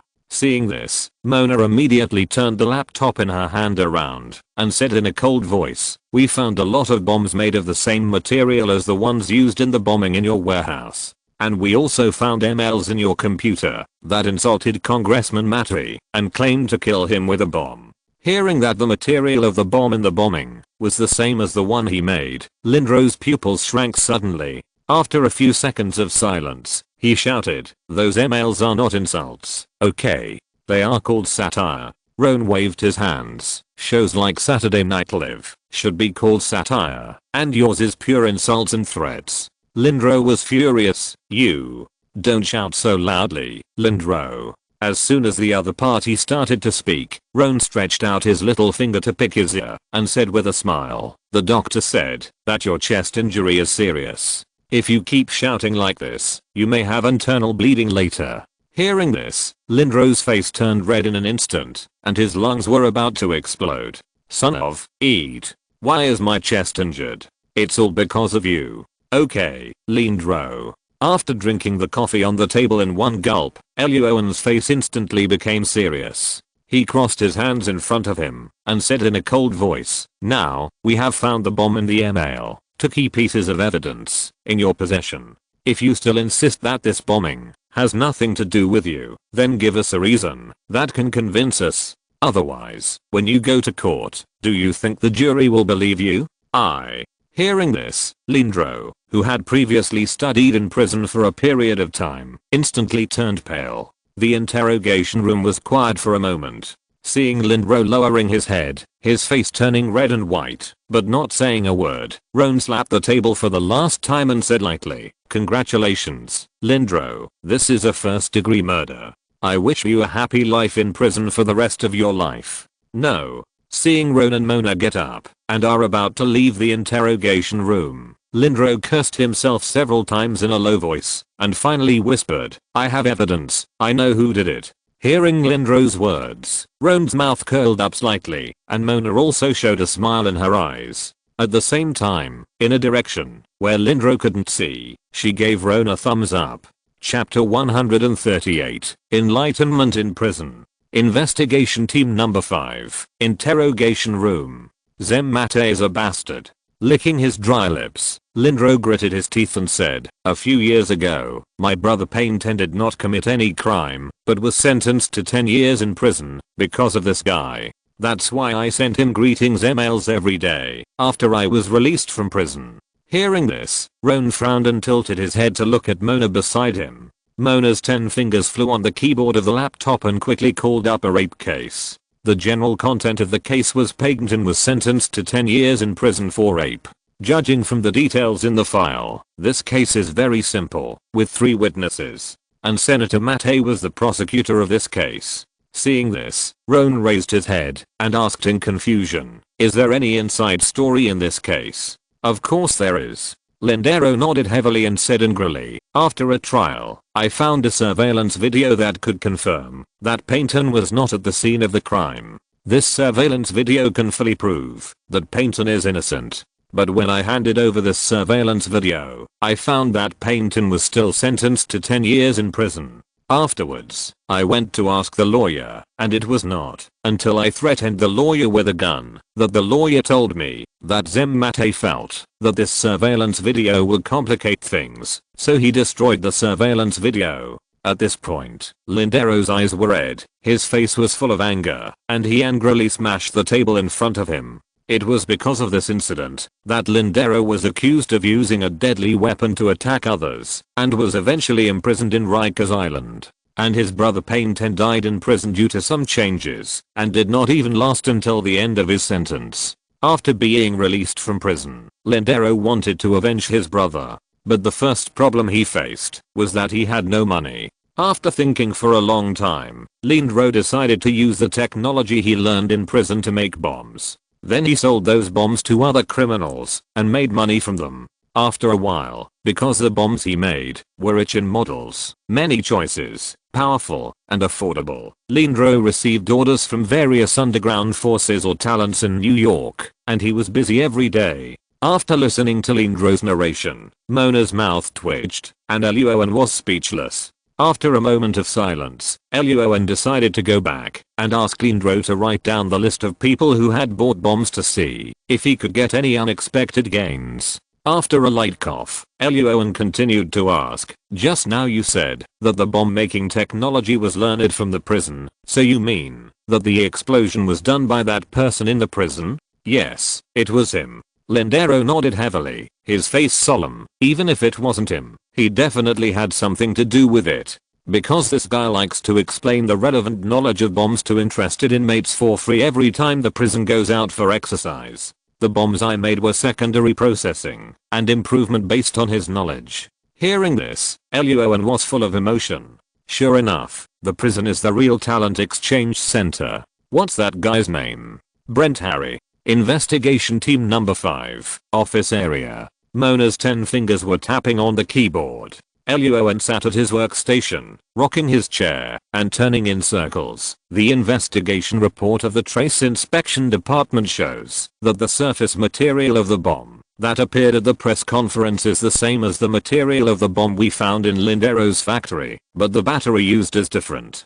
That's right. William next to him came over and smiled. The battery used in the bomb at the press conference is a lithium battery. Lindero does not use this kind of battery when making bombs. However, the battery used in the bomb made by Brent Harry was a lithium battery. Not only that, I just checked the case file of Brent Harry. Lassie came over with a folder, handed it to Luo An, and smiled. Some details in it show that the maker of the bomb that appeared at the press conference, the method characteristics of the maker are almost 90% similar to Brent Harry's, and the similarity with Lindero's method is less than 20%. After a long period of bomb making, Lindero has broken away from Brent's knowledge and experience barriers, kept pace with the times, and summed up his own methods and experience. After looking down at the folder, Roan looked up and smiled. It seems that the information Lindero gave is very useful. This case is indeed related to Brent Harry. Okay. At this moment, Mona stopped typing on the keyboard,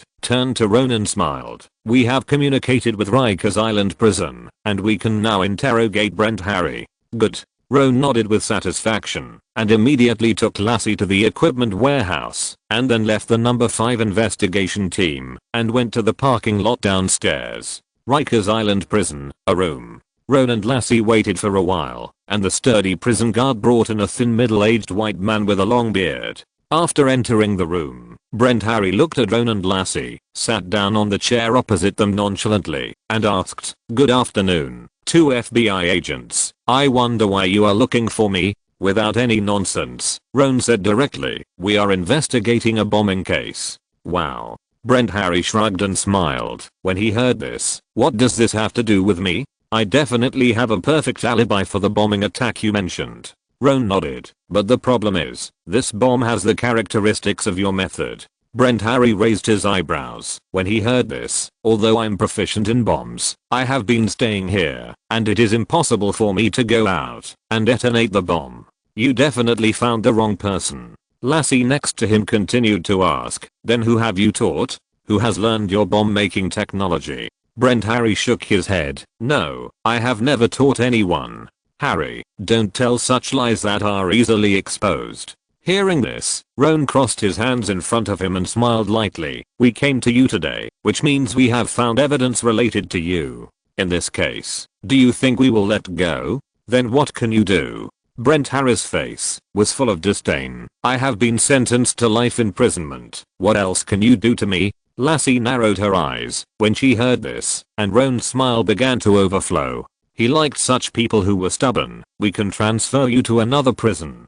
Hearing this, Brent Harris' expression froze. For example, the ADX federal prison in Colorado. Roan looked at Brent Harris carefully and said, you should have heard of it. If not, let me introduce it to you. The prisoners there can only leave the cell to see the sun for 9 hours a week, and the rest of the time they can only stay in the dark cell. Brent Harris' face was full of anger, and his eyes were full of anger. Luo An pretended not to see it, spread his hands, grinned and said, want to give it a try? Fouquet. Hearing this, Brent Harris finally couldn't help it. He slammed the table heavily with a red face and stood up suddenly. Do you think you can scare me with such words?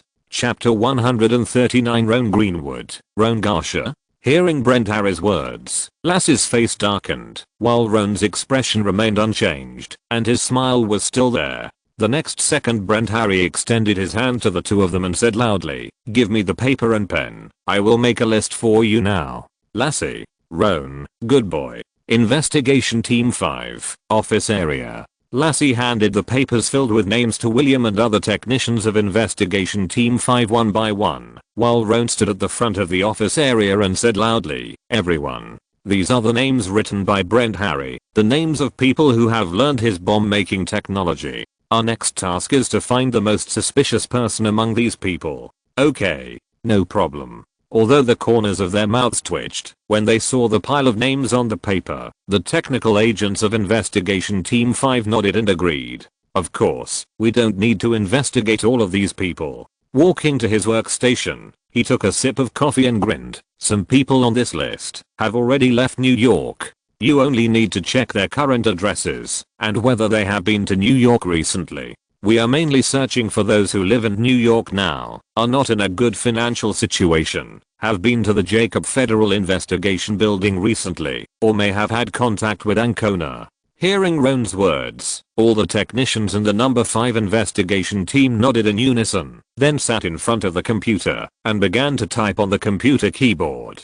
Mona was also sitting at her workstation with her fingers flying. When she saw Roan sitting back at his workstation, she tilted her head and asked in confusion, why are there so many people? Didn't Brent Harris exclude some people? This is the list of people left after he excluded some people. Hearing Mona's words, Roan was also helpless. Turning his eyes to Lassie, Lassie pulled out 5 pieces of paper with names written on them from behind her buttocks, her face twitching. Since entering prison, Brent Harris has been using knowledge of bombs to exchange for money and supplies. Now it has been 8 years since he entered prison, and these people are considered few. Since learning that he was sentenced to life imprisonment by the judge, and that he could not be commuted, Brent Harris has been trying his best to find ways to improve his quality of life in prison. To this end, Brent Harris has also summed up a set of methods. That is, during the time of being out, he teaches theoretical knowledge to those who want to learn bomb making technology for free outside. After arousing the interest of those people, if they want to learn specific practical courses, they have to pay Brent Harris money or items. Only after receiving the tuition, Brent Harris will teach those people complete knowledge. Mona. Luo An was also speechless. According to Brent Harris, this method was taught to him by a criminal who was arrested for financial fraud. After a long time, a technical agent from the 5th investigation team suddenly exclaimed, everyone. I found 2 surveillance videos. Luo An heard this and rushed over. The location of the first surveillance video in the computer was 5 blocks away from the park where Ancona worked part-time, and the time was 9 days ago. In the video, a tall white man stood on the street corner. After Ancona came over, the two kissed for a few seconds, and then the white man took out a small unclear object from his arms and stuffed it into Ancona's arms. The second surveillance video was also 9 days ago from the same street corner. The picture showed the white man driving a car into the parking lot not far from the street corner, and that car was exactly the same as the car that killed Ancona. Looking at the scene on the computer, Roan frowned and asked with his head tilted, "Who is this man?" Mona, who was standing beside Roan and had also watched the video, heard this and answered in a strange tone, "His name is Roan Garsha, and his name is on Brent Harry's list." Roan was stunned when he heard this. With a light cough, Mona put away the expression on her face and continued to explain. Roan Garsha, 39 years old, a former Marine. He was arrested by the New York branch of the ATF, Federal Firearms Administration, 2 years ago for violating federal weapons regulations. Recently, the ATF is investigating another case about him. The location of the two surveillance videos is not far from the house rented by Roan Garsha, but he had already returned the house yesterday, and we don't know where he is now. Next, please call this person Garsha. Thank you. Roan made a small request and then tilted his head in confusion. As far as I know, the sentences for this kind of crime are generally very severe. Why hasn't he been locked up? Under normal circumstances, Garsha would be sentenced to a minimum of 5 years in prison for violating federal weapons regulations. William on the side frowned and replied, "The system shows that Garsha was arrested and successfully convicted, but the verdict was overturned during the appeal process." Okay. Roan nodded and continued to ask, "Is he related to Congressman Mattei?" "We can't find out." Hearing Roan's question, William shook his head and showed Roan the computer page with a big red box on it. "The system denies me access. For some reason, it has been set with access permissions and is only visible to the person in charge of the case. The person in charge of the case is named Sanchez." Seeing this, Mona on the side smiled and was eager to try. "Roan, do you want me to hack into the ATF system?" Roan tilted his head and thought about it. Just as he was about to say something, August's loud voice suddenly came from behind him. "Roan, come here." "Okay, sir." He gave Mona a look, telling her not to rush to invade and wait until he comes back, and then turned and walked into the team leader's office. "There's a call for you." After entering the team leader's office, Augustus handed his phone to Roan without any nonsense, and then continued to deal with the case report on the desk. Roan took the phone and found that it was the Special Agent Director Corbett on the other end. He hurriedly said, "Good afternoon, sir, I'm Roan." Corbett, who was lying in the hospital, was watching TV. The TV showed the Deputy Director of the FBI New York branch being interviewed by CNN reporters because of the bombing. Originally, this job should have been his responsibility, but now he was injured and hospitalized, and it was not appropriate for the director to come forward directly, so only the deputy director could respond to the reporter's interview. Seeing the unhappy look in the deputy director's eyes on TV, Corbett frowned. He was supposed to be promoted to the Washington headquarters in 9 months, but now such a big case has happened, and Vereen's is still in the hospital. Thinking of Mr. Clement in Washington, Corbett's head hurt even more. Hearing the voice on the other end of the phone, Corbett put away the messy thoughts in his mind and said calmly, "Thank you for your hard work, Luo An. How is the case going now?" Corbett made this call, on the one hand, to inquire about the investigation status of the case, and on the other hand, Corbett now regretted it a little. Chapter 140. Colbert's face turns red. After handing the case over to the number 5 investigation team that day, Corbett suddenly woke up. When he was sleeping at night, he could temporarily select elites from various investigation teams and let them solve the case together. Although Vereen's had mentioned Luo An from the number 5 investigation team many times in front of Corbett before, and had also shown the files of Luo An's case solving many times, but Corbett still had some doubts about this. Thinking about the murderer behind this case was so arrogant and his means of committing the crime were complicated. Corbett thought for a long time and finally decided to make this call. He thought that Luo An should not be able to find the murderer so quickly. At most he found some clues and was ready to track them down. If the number 5 investigation team has not found any clues yet, Corbett thought while lying on the hospital bed, I can take back this case and then select elites from various investigation teams to solve the case together.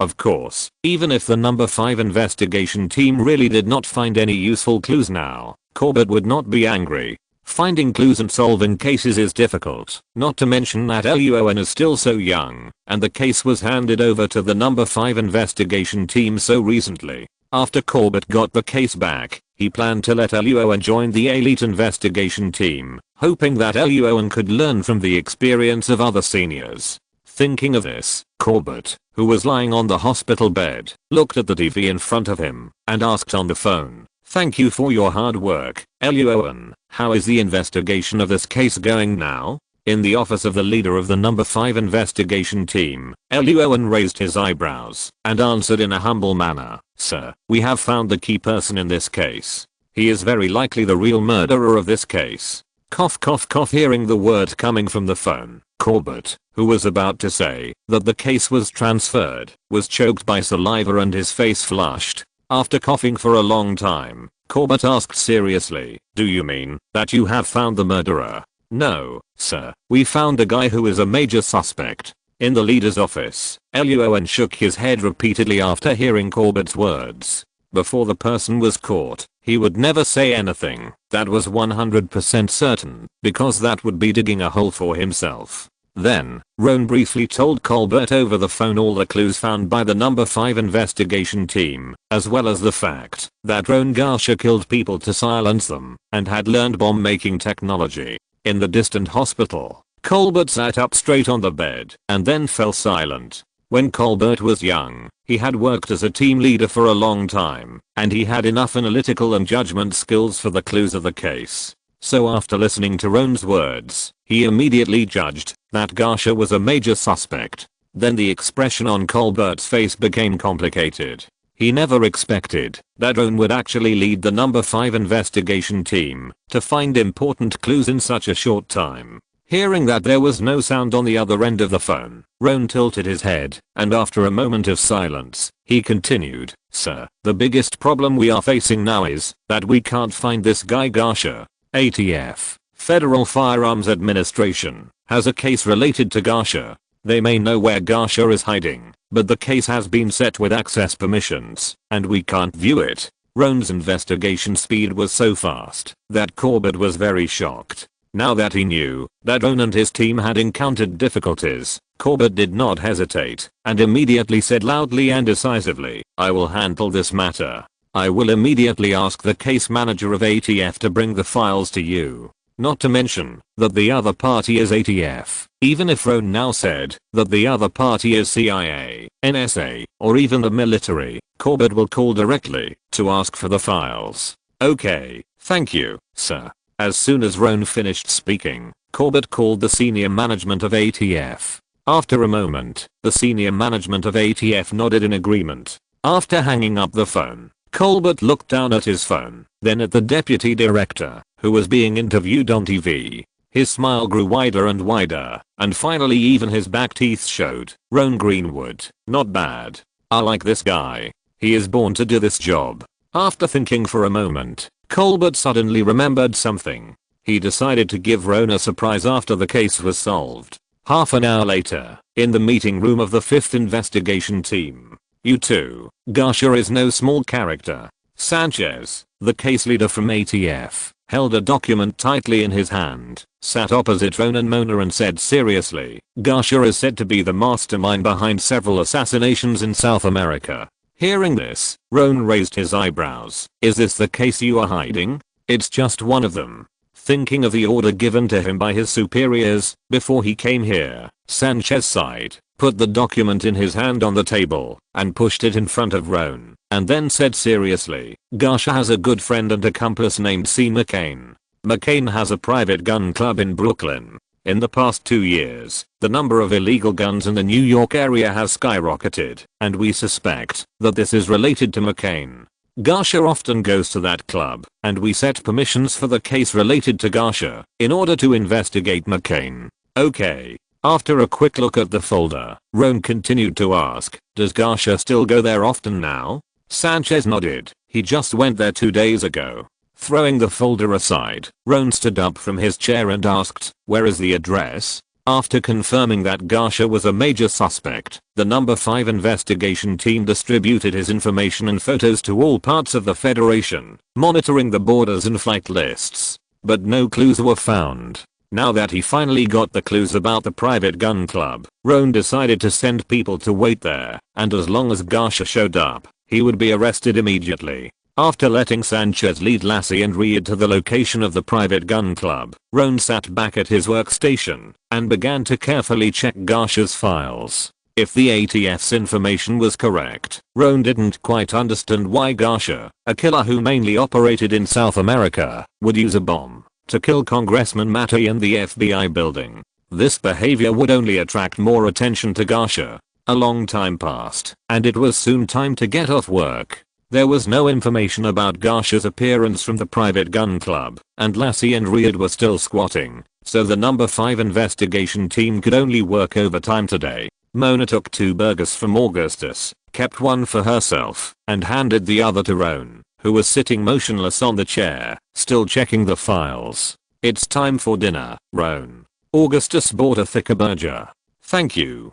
Roan took the burger and was about to put it in his mouth, but suddenly saw a piece of information in Garsha's file. He threw the burger aside and read the sentence in the file carefully. Then he frowned and hurriedly called up several video surveillances. After carefully checking the surveillance several times and confirming that there were no mistakes in the content of the file, Roan immediately cursed, "Son of eating." Chapter 141 The Truth of the Case. "What's wrong, Roan?" Hearing Roan's greetings to others, Mona turned around and asked, "What did you find?" "Shit."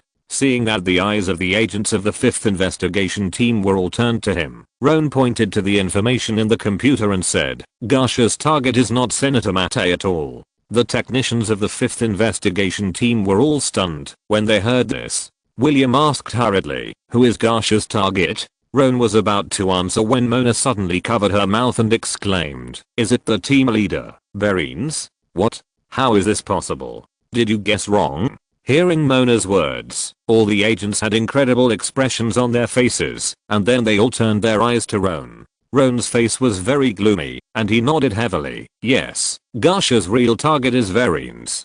Without any nonsense, Roan directly called up the surveillance in the computer and showed it to everyone. The surveillance camera is located on the first floor of the Jacob Federal Building, and the target direction is the security checkpoint at the entrance of the first floor. The time is from 1 month ago to 3 days ago. In the surveillance footage of these days, Ancona enters the Jacob Federal Building every morning with a paper bag filled with donuts. Before entering the security check area, Ancona will distribute the donuts to several security personnel on the first floor.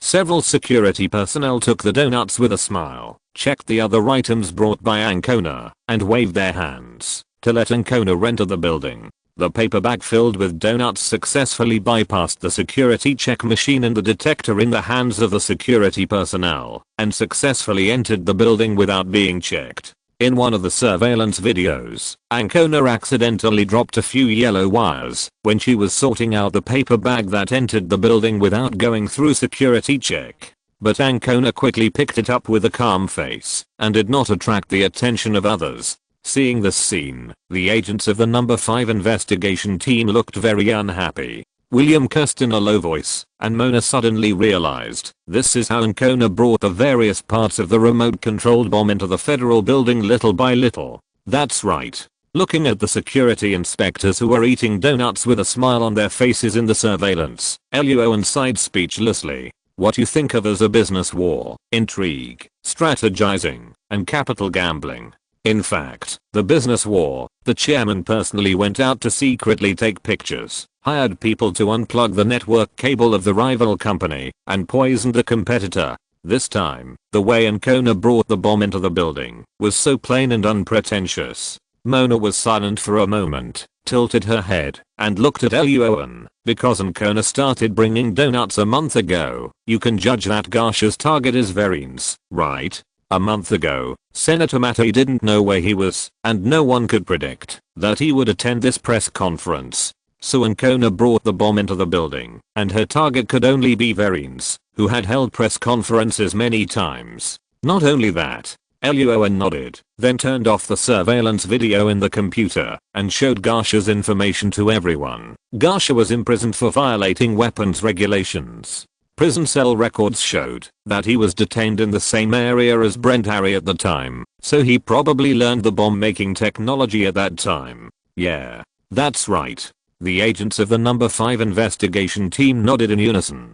This was their consensus. Luo An then turned the information in his hand to another page and continued. Everyone knows that prisoners like Garsha who are awaiting trial will be assigned some work as punishment while they are in custody. I checked Garsha's work assignments and found that during his imprisonment, he initially worked in the church, such as cleaning up garbage and mowing the lawn.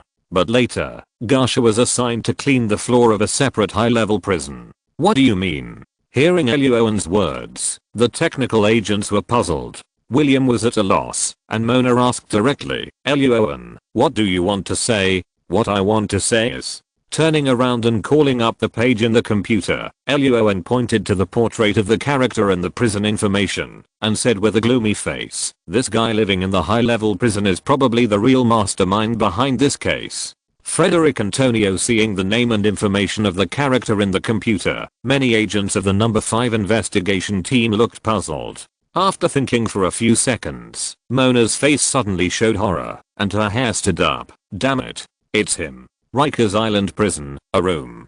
At this time, not only Ron and Mona came here, but also Augustus, who was pregnant, and had a dark face. The reason for Augustus's ugly face had nothing to do with Ron and Mona, but because of the brown-skinned young man in prison clothes, with red eyes and a cold face. Frederick Antonio. Mona stood outside the room waiting, and Ron and Augustus sat opposite Antonio. Without any nonsense, Augustus asked directly in a cold voice, do you know why we are here? Of course. Antonio's voice was a little hoarse. When he heard Augustus' words, a faint smile appeared on his face. Is Verines okay? Augustus had a blank expression on his face. Seeing this, Antonio slowly shifted his gaze to Ron, and continued to say with a smile, I heard from the grapevine that she was injured and hospitalized. Your grapevine is not very accurate.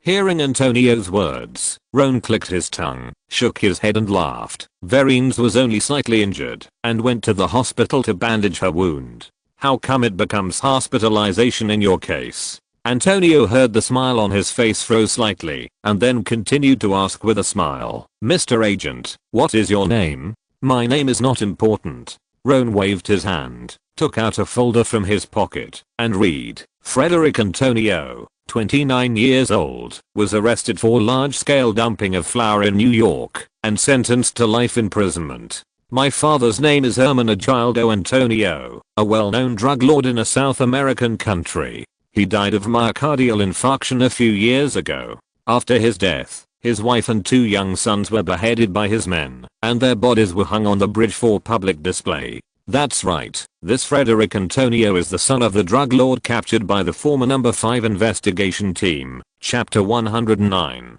It was for the safety of the lives of everyone in the former number 5 investigation team that Verines disbanded the former number 5 investigation team and dispersed them to other departments. But what no one expected was that after learning that his father, mother, and brother were all dead, Frederick Antonio in prison actually set his target of revenge on Verines. This explosion was a revenge case that Frederick Antonio created by paying Garsha while he was cleaning the floor of a separate high-level prison. After hearing what Luo An read out, the smile on Frederick Antonio's face slowly disappeared. After hearing the part about his mother and brother, Frederick Antonio suddenly became murderous and screamed with a ferocious face, Damn FBI agent. I will definitely find someone to kill your whole family. I will.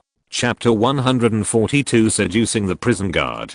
Rikers Island Prison, in a room. After listening to Ron's words, Frederick Antonio's eyes were red, and the murderous intent in his eyes was not concealed at all. Augustus on the side took a deep breath and asked with a gloomy face, Antonio, where is that guy Garsha now? Do you think I will tell you? Hearing Augustus' words, Antonio sneered. Then he crossed his legs. His face was solemn, and his eyes were fixed on Augustus's big black face. And even if you catch Garsha, I will continue to find other people to complete this task until Verines and those people are completely dead. Speaking of this, Antonio turned his eyes to Ron on the side and continued in a cold voice, by the way, there is also you. I'll tell you a lucky news. You will definitely die in my hands. Hearing this, Roan's eyes showed a hint of coldness, and then the corners of his mouth rose, silently sentencing the guy in front of him to death. Seeing the smile on Roan's face, Antonio's eyes became even colder. Then he patted his pants, stood up, looked down at Roan and Augustus and said, "Okay, you two, if I'm not mistaken, you should have sent someone to search my room. Can I go back now?" Taking 2 deep breaths, Augustus stood up with a gloomy face. He gave a look to the prison guard beside him, and let the prison guard take Antonio away. After looking at Roan, Augustus left the room through another door. Seeing the two of them coming out, Mona, who was outside, came over, raised the phone in her hand and shook it, her face not looking good. Just now William and the others checked Antonio's room carefully, but there was nothing, except toiletries and blankets. "Yeah." Augustus raised his hand, and rubbed his temple, and said in a muffled voice, "Antonio knew we would come, so he must have cleaned the room before that. But Antonio has contact with the outside world." Luo An supported his chin, thought for a moment, raised his head and said, "The so-called gossip he just mentioned proves this point." Hearing this, Mona tilted her head in confusion. "Then how did Antonio do it? Are we going to check the prison guards who have contacted Antonio next?" Hearing Mona's words, Augustus was about to nod and agree, but Luo An on the side shook his head and said, "No, Antonio's way of contacting the outside world is most likely not through prison guards. After all, Antonio is a criminal sentenced to life imprisonment. Most of the time, American prison guards choose to sit back and watch coldly for such people, especially since Antonio is a man. If he were a woman, maybe he could seduce the prison guards. Wait, it seems that men can seduce male prison guards." Seeing the puzzled looks of Mona and Augustus, Roan hurriedly shook his head, then grinned and asked, "Do you remember how Antonio contacted Gasha?" Augustus suddenly realized, and Mona also clapped her hands and understood. Gasha came to the senior prison to clean the floor. 10 minutes later, a sturdy white man in an orange prison uniform was brought to Roan, Augustus and others. The sturdy white man was named Patton, and recently he was mainly responsible for cleaning the floor on Antonio's floor. Without any nonsense, Augustus stared directly into Barton's eyes and said in a deep voice, "According to the information records in the prison, you are the only prisoner who can contact Antonio. I have already said it." Hearing Augustus' words, Barton shook his head repeatedly. "I only come to this floor to mop the floor and never talk to those guys locked in the room." "Really?" Roan next to Augustus raised his head, shook the file in his hand, and smiled. "Barton, you were only imprisoned for injuring someone after drinking, and your sentence is only 2.5 years. Lying to the FBI is a felony.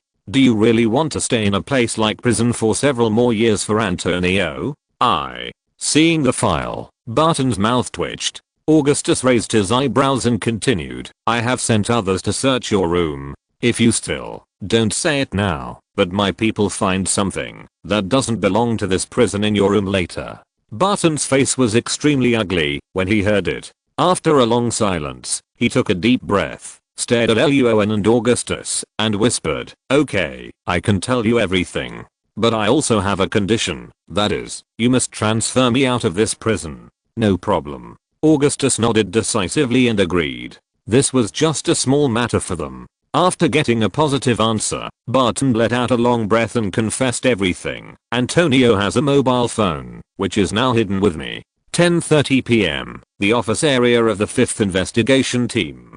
Luo An raised his head and took a sip of coffee. The bitter feeling made his face hideous, but his state suddenly became energetic. After taking a big bite of the big hamburger Augustus had just bought, Roan tilted his head to look at Mona and William who were busy, and asked, "How is it? Did you find any clues from that phone?" "I found it, but not completely." William nodded and shook his head, showing Roan the information in the computer. After picking up a new hamburger and taking a bite, he said vaguely, "This phone has contacted a number many times recently. The number of contacts was more before and after the bombing, so we can judge that the person on the other end of the phone is Gasha." Several of us looked up the recent call records of that phone number, and based on the signal base station positioning technology, we successfully found the other party's current approximate location, which is in Brooklyn. The reason why it is called an approximate location is that the current signal base station positioning technology has a very large error, a full 2 miles. Hearing William's words, Roan frowned.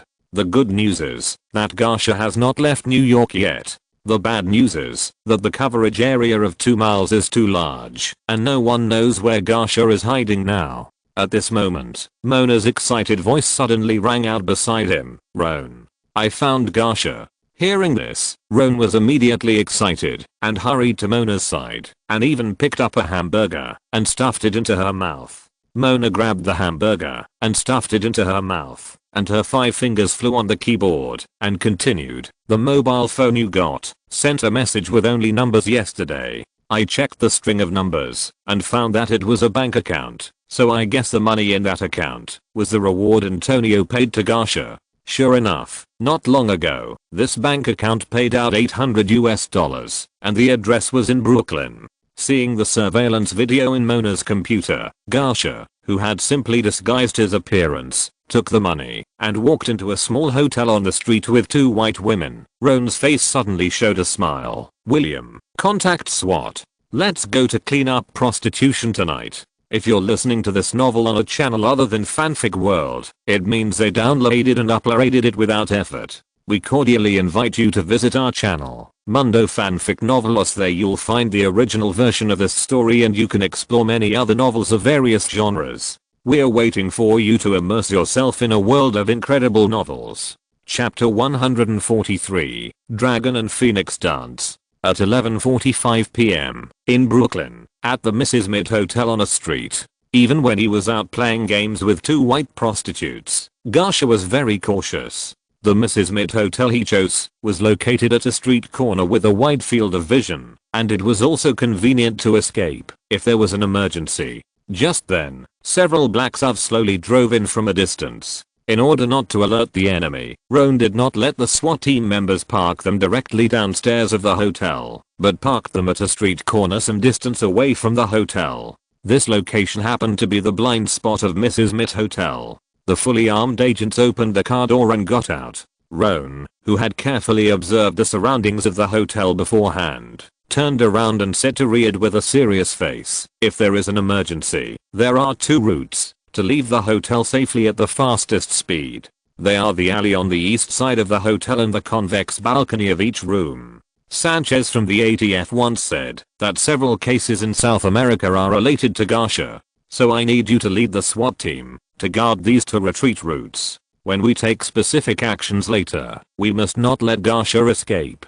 Okay. Hearing Roan's words, although Riyadh's face was solemn, he nodded decisively and agreed. Then Riyadh waved his hand back and led the 2 SWAT teams directly to the location Roan just mentioned, ready to block the route. Looking at the backs of Ryder and others moving forward quickly, Roan nodded, then turned to look at Mona who was sitting in the passenger seat of the SUV, typing on the laptop keyboard without getting out of the car, and asked directly, which room is Garsha in? Hearing Roan's question, Mona immediately replied, the one in the middle of the 2nd floor. Okay. After a moment, after learning that Ryder and others had successfully arrived at the designated location, Roan grinned, put on his helmet, turned on the safety of the Glock 18, and led 2 SWAT teams to rush to the Mrs. Mid Hotel. A SWAT team member with an explosion-proof shield quietly opened the door of the hotel. Roan waved his hand to signal the white beauty at the front desk to keep quiet and ask Mona to stay here to appease the front desk, and then everyone immediately rushed to the 2nd floor. In the middle room on the 2nd floor, Roan and a group of SWAT members stood on both sides of the door of the room. After looking at each other, Roan raised his finger and started the countdown. After 3 numbers, the SWAT team member holding the explosion-proof shield did not hesitate and immediately kicked open the door of this room. Bang! Luo An and a group of SWAT team members followed closely behind, all shouting loudly, FBI! Don't move! Put your hands up! Before Luo An and others rushed into the room, Garsha's face was flushed and he was dancing with 2 white female reporters. Suddenly, he heard a loud noise when the door of the room was knocked open. Garsha was frightened and his body trembled. He almost confessed everything he had accumulated, but years of struggling on the line between life and death still made Garsha react quickly. Garsha hurriedly grabbed the pistol on the bed and then grabbed the white female reporter who was playing with his special skills just now and blocked her in front of him. Ah, the two frightened female reporters sang soprano crazily. Among them, the female reporter held hostage by Garsha shouted even louder, "Shut up." Bang. Looking at the SWATs who came in one after another, Garsha slapped the female reporter he held hostage hard, telling her not to shout anymore. Then Garsha pressed his head down hard behind the reporter, held a pistol against her temple, and shouted, "Leave this room immediately. Otherwise I will shoot." He grabbed another reporter who was still sitting on the bed, naked and panicking, and asked the team members behind him to take her to a safe area. Hearing Garsha's words, the SWAT team member holding the explosion-proof shield and rifle shouted, "Let go of the woman in your arms, Garsha. You know, things will not go according to your ideas." "Shit." Garsha, who was still naked, said loudly with a gloomy face, "Either I leave or she dies." Hearing this, the hostage reporter was terrified, and her body shook even more violently. "Garsha, look at the woman you held hostage. How scared she is." After making sure that the journalist was alright, Roan, holding a Glock 18, turned back and said loudly, "You need a more valuable hostage. How about changing me? I'll be your hostage." "No no no." Garsha shook his head and shouted loudly, "This is impossible. Don't even think about it." Roan narrowed his eyes, slowly moved forward, and continued, "Believe me, Garsha, only by changing the hostage to me will you have a better chance of leaving here." "No." Seeing Roan start to move forward, Garsha's face flushed even more, and he shouted loudly, "Don't go any further. If you go any further, I'll shoot." Bang, bang, bang. Before Garsha could finish his words, Roan's eyes flashed, and in the moment, when no one could see clearly, he quickly moved to the side of the room, and then immediately aimed at Garsha's right hand holding the gun, and decisively pulled the trigger of the Glock 18. 3 bullets hit Garsha's right hand and right arm very accurately. Without support, the gun held by Garsha fell to the ground instantly. Feeling the pain from his arm, Garsha, who only realized what Roan had done afterwards, was horrified and his eyes were full of disbelief. "Fuke, is this guy a human?" Several SWAT members who saw this scene nearby were also dumbfounded. In their eyes, Roan was clearly in front of them in the last second, but in the next second, he teleported to their side. Not only that, Roan's shooting skills were so accurate. Several SWAT members looked at Roan with extremely shocked eyes. But now is not the time to entangle whether Roan is a human or not.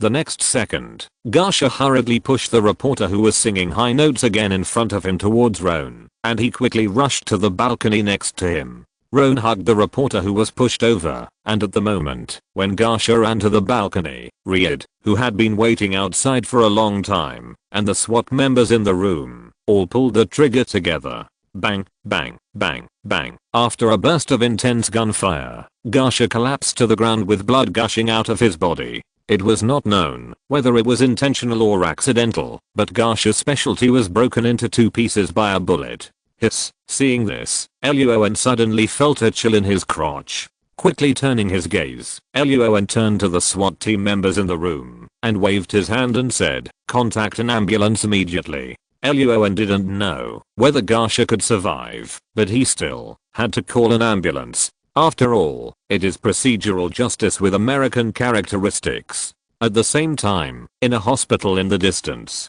Corbett, wrapped in bandages, sat in a wheelchair, and Verines was lying on the bed next door. Although they were in different rooms at this time, they were watching the boring TV programs in front of them silently at the same time. However, their minds were not on the TV, they were all waiting for the news of the action tonight. Chapter 144, Drowned in the Toilet, while taking a shower. A distant hospital. Colbert sat in a wheelchair, watching the boring TV program in front of him, his lips a little dry. After learning this afternoon that Frederick Antonio was the real mastermind behind this case, Augustus immediately told Colbert and Verinoth the news. At the same time, Colbert and Verinoth also received relevant information about tonight's operation. Verinoth was not very nervous when she knew that Roan was the one leading the operation tonight to arrest Garsha. It was a small operation to arrest people, and Verinoth believed that Roan, who had never let her down, would not capsize in the gutter.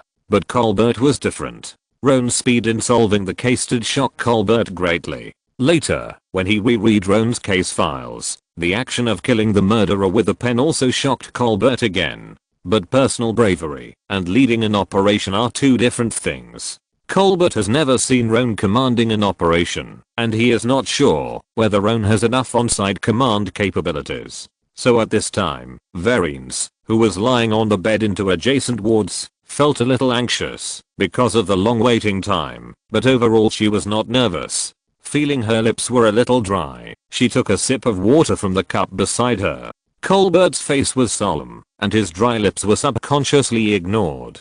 His left arm was injured and bandaged, and could not move, so Colbert began to rub his right thumb and index finger. Time passed by minute, and just when Colbert was getting impatient, and was about to turn his wheelchair to go to the toilet, the mobile phone in the room suddenly rang. Ding-ling-ling. Seeing this, Colbert immediately pressed the answer button. "Good evening, sir." Augustus's iconic loud voice came from the other end of the phone, and he laughed and said loudly, "The operation tonight was a complete success. Garsha was successfully arrested and has been sent to the hospital for rescue. Well done." Hearing this, Colbert immediately let out a long sigh. After listening to Augustus's brief account of the operation tonight, Capote's smile became even bigger, and his evaluation and affirmation of Roan in his heart was raised to a higher level. He finally understood why Verines valued Roan so much. He had brains, means, high efficiency in solving cases, and strong marksmanship. He was also handsome. If he hadn't known that Roan was Verines' man, and that he would be promoted and transferred soon, Colbert would have been thinking about how to transfer Roan to his own team.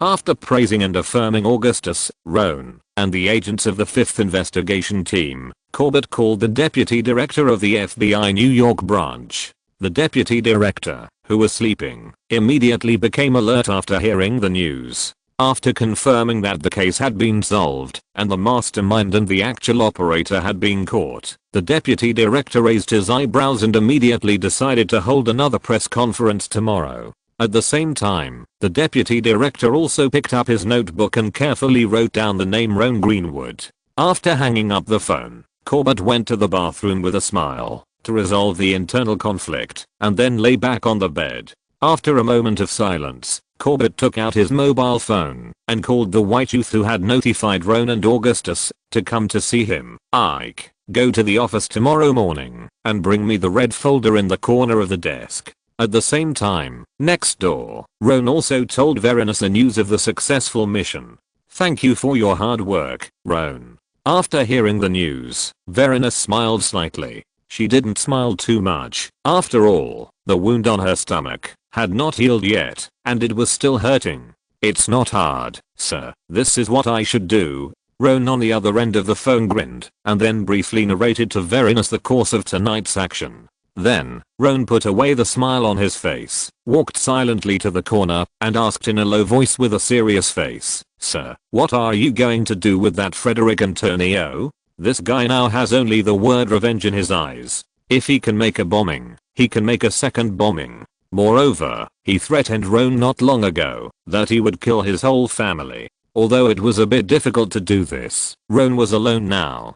Don't worry about this." Hearing Roan's words, Verines was silent for a moment and said coldly, "Frederick Antonio will be sent to the correctional center. As the son of the drug lord Hermenegildo Antonio, Frederick Antonio, who had dumped a large amount of flour in New York, had countless enemies in New York.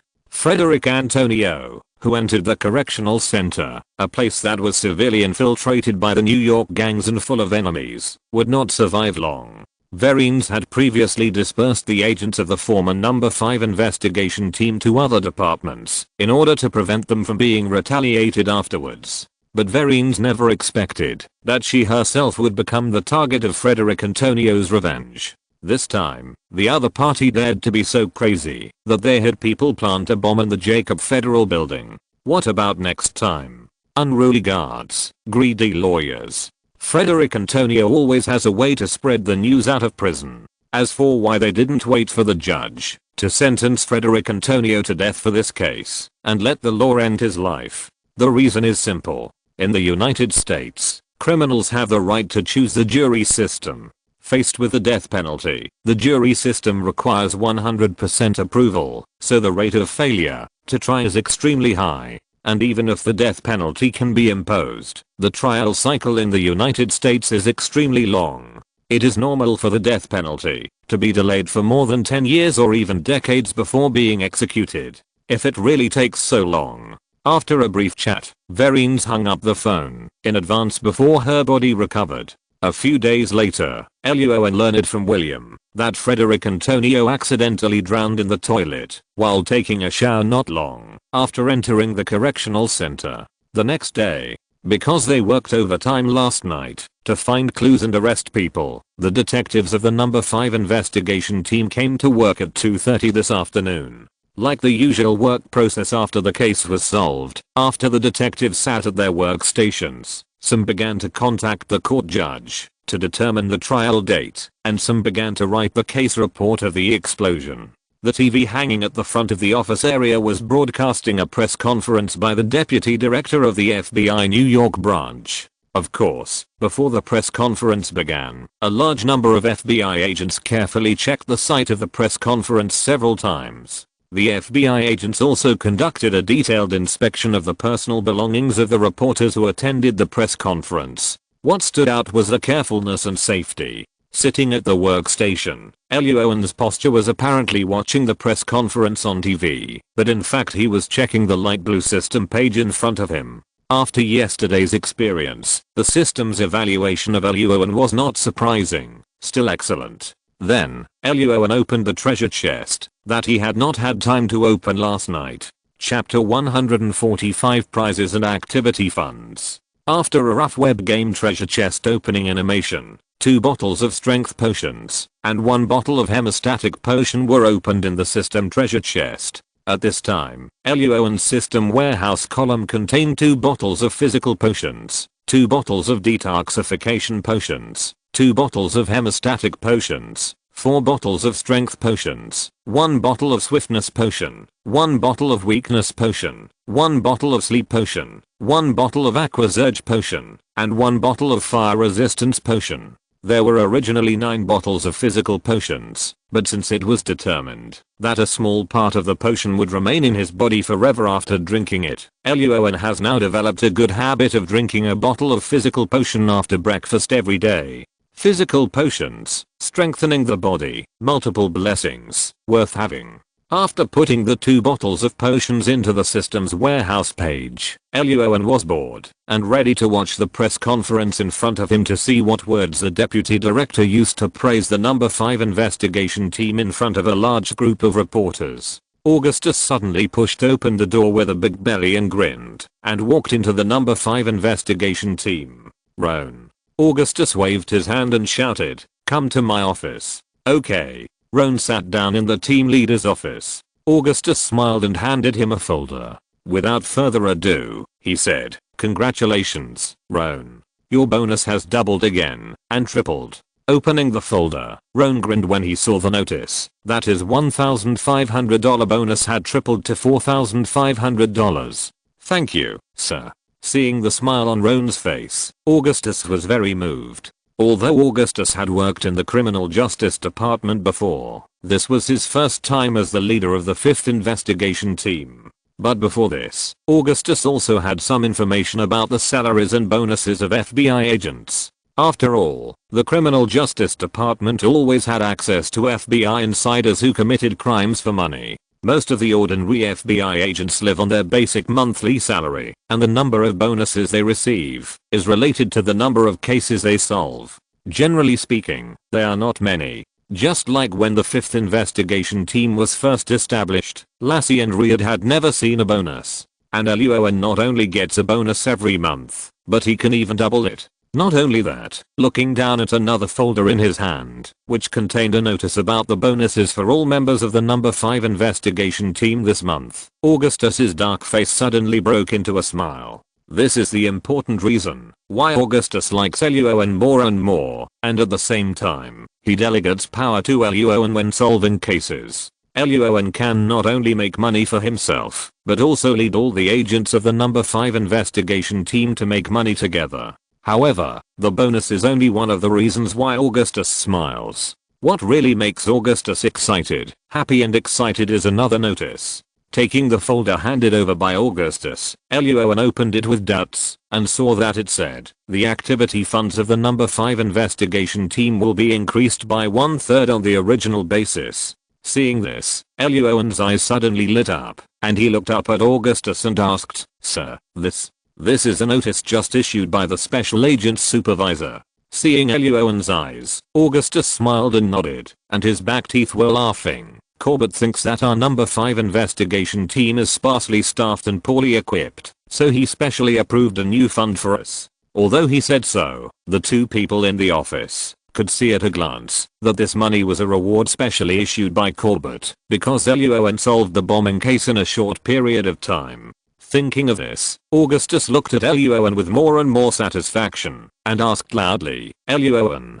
do you think any equipment of our number 5 investigation team is too old and needs to be replaced?" "Of course." Hearing Augustus' words, Luo An immediately smiled and nodded and replied, "The coffee machine and coffee beans next to the office area." Luo An really didn't want to endure bitter coffee every day. Augustus waved his hand. "Change." Luo An's eyes lit up and he continued, "Our chairs." He happened to see a very comfortable office chair a few days ago. Augustus didn't even blink. "Change." Luo An tilted his head and thought, "Our computers?" The computers of the number 5 investigation team are all historical relics of the previous generation of the number 5 investigation team members. I don't know if Mona and the others are comfortable using these computers, but Luo An feels that it is very slow when he wants to watch a movie or video. Augustus was silent for a moment, gritted his teeth. "Change." After all, changing computers is to solve the case better.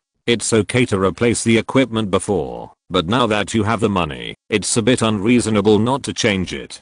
Luo An thought about it carefully again, and suddenly his eyes lit up. "Our investigation team SUV? The SUVs in the parking lot downstairs are also the products left by the previous generation of the number 5 investigation team. Although there are no major problems, there are many minor problems. And Luo An feels that when driving these cars, the speed is still not fast enough, and he can't reach the speed he wants." Hearing this, Augustus was silent for a few seconds, and then said loudly, "Roan. What's wrong, sir? Get out." Seeing Roan's mouth twitch, Augustus was also speechless. This money only increased the original budget by 1/3, and it did not directly double their budget. Smiling and putting the folder in his hand back on the desk, Roan was about to turn around and leave the office and then tell the people in the number 5 investigation team about this news. Augustus suddenly thought of something, slapped his head, and said, "Wait a minute, Roan." Roan looked back in confusion, only to see Augustus handing him another folder. "Remember Ogden?" "Of course." Roan nodded. Ogden was the bomb-wanted criminal with a reward of $400,000. Chapter 111. He has been brought to court. Augustus took the folder and said directly, "The reward has also been issued. The $100,000 will be sent to your account before the end of get off work tonight." After all, Ogden was discovered and captured by Lassie, so the biggest share should naturally go to Lassie. But the main clue was discovered by Roan, so Roan would get $100,000. "Thank you, sir." Roan, holding the folder, raised his lips. "I will tell Lassie about this news." Augustus nodded, then waved his hand to signal Roan to leave. Returning to his workstation, Roan began to calculate his gains during this period. First, the basic salary of $3,000, then the tripled bonus of $4,500. Then there was the $400,000 thank you money for solving the serial bank robbery case, and the first month's salary as a security consultant, $12,000.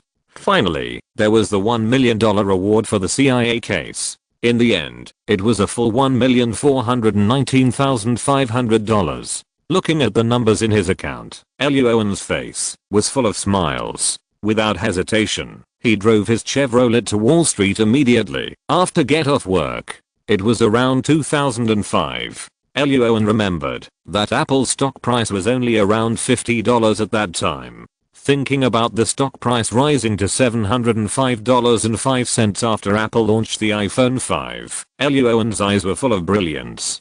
Dingling. At this moment, the phone in his pocket suddenly rang. Luo An picked up the phone and frowned, because the number displayed on the phone was a number he had never seen before. Chapter 146. The man playing with water gun. At a certain intersection some distance from Wall Street, the Chevrolet slowly stopped by the roadside. Looking at the unfamiliar number on the phone, Luo An pressed the answer button. "It's me, Luo An." Hearing the familiar voice coming from the other end of the phone, Luo An's eyebrows immediately raised. It turned out to be Vereen's. "Good afternoon, sir." Although he was a little confused about why Vereen's changed her phone number, Luo An did not dwell on it, but smiled and asked, "Are there any new tasks?" Vereen's did not answer Luo An's question, but asked, "Where are you now?" Luo An blinked, did not hide his itinerary from Vereen's, and said that he was on his way to Wall Street. Knowing that Luo An had something to do on Wall Street, Vereen's on the other end of the phone was silent for a moment, and said in a light voice, "You go and do your own thing first, and when you are done, come to me again. I have something to talk to you about." "Okay, sir." Although he was a little confused about why Vereen's called him at this time, Luo An still nodded and agreed. Bye. Vereen's on the other end of the phone didn't waste any words, and hung up the phone.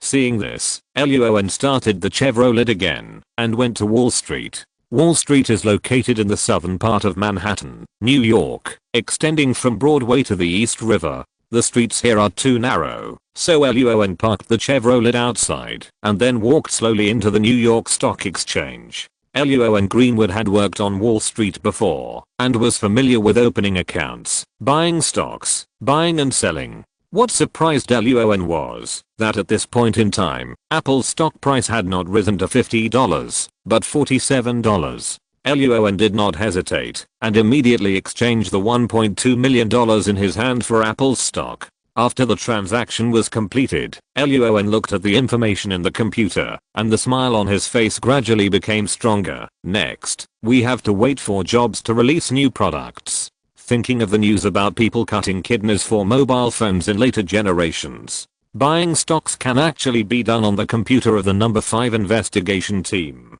The reason why Luo An had to come to Wall Street was more because he wanted to see the scenery of Wall Street. For example, the big bronze bull. Watching the memories of the predecessor and seeing it with your own eyes are two different feelings after all. But after entering Wall Street, except for tourists, many people left, made Luo An feel very uncomfortable. In his 1980 book, the late sociologist and playwright Philip Slater proposed a word called money addiction, and stated in that book that 80% of people working on Wall Street have this symptom. They are energetic, competitive, greedy, ambitious, and have wealth. They can see money flowing in their hands every day. But at the same time, they are also under great pressure, abuse drugs and alcohol, and women are their indispensable tools for venting stress. The scene of The Wolf of Wall Street performed by the man playing with water guns, where everyone eats flour in the office lobby, after making money and takes off their pants to have a party, is actually all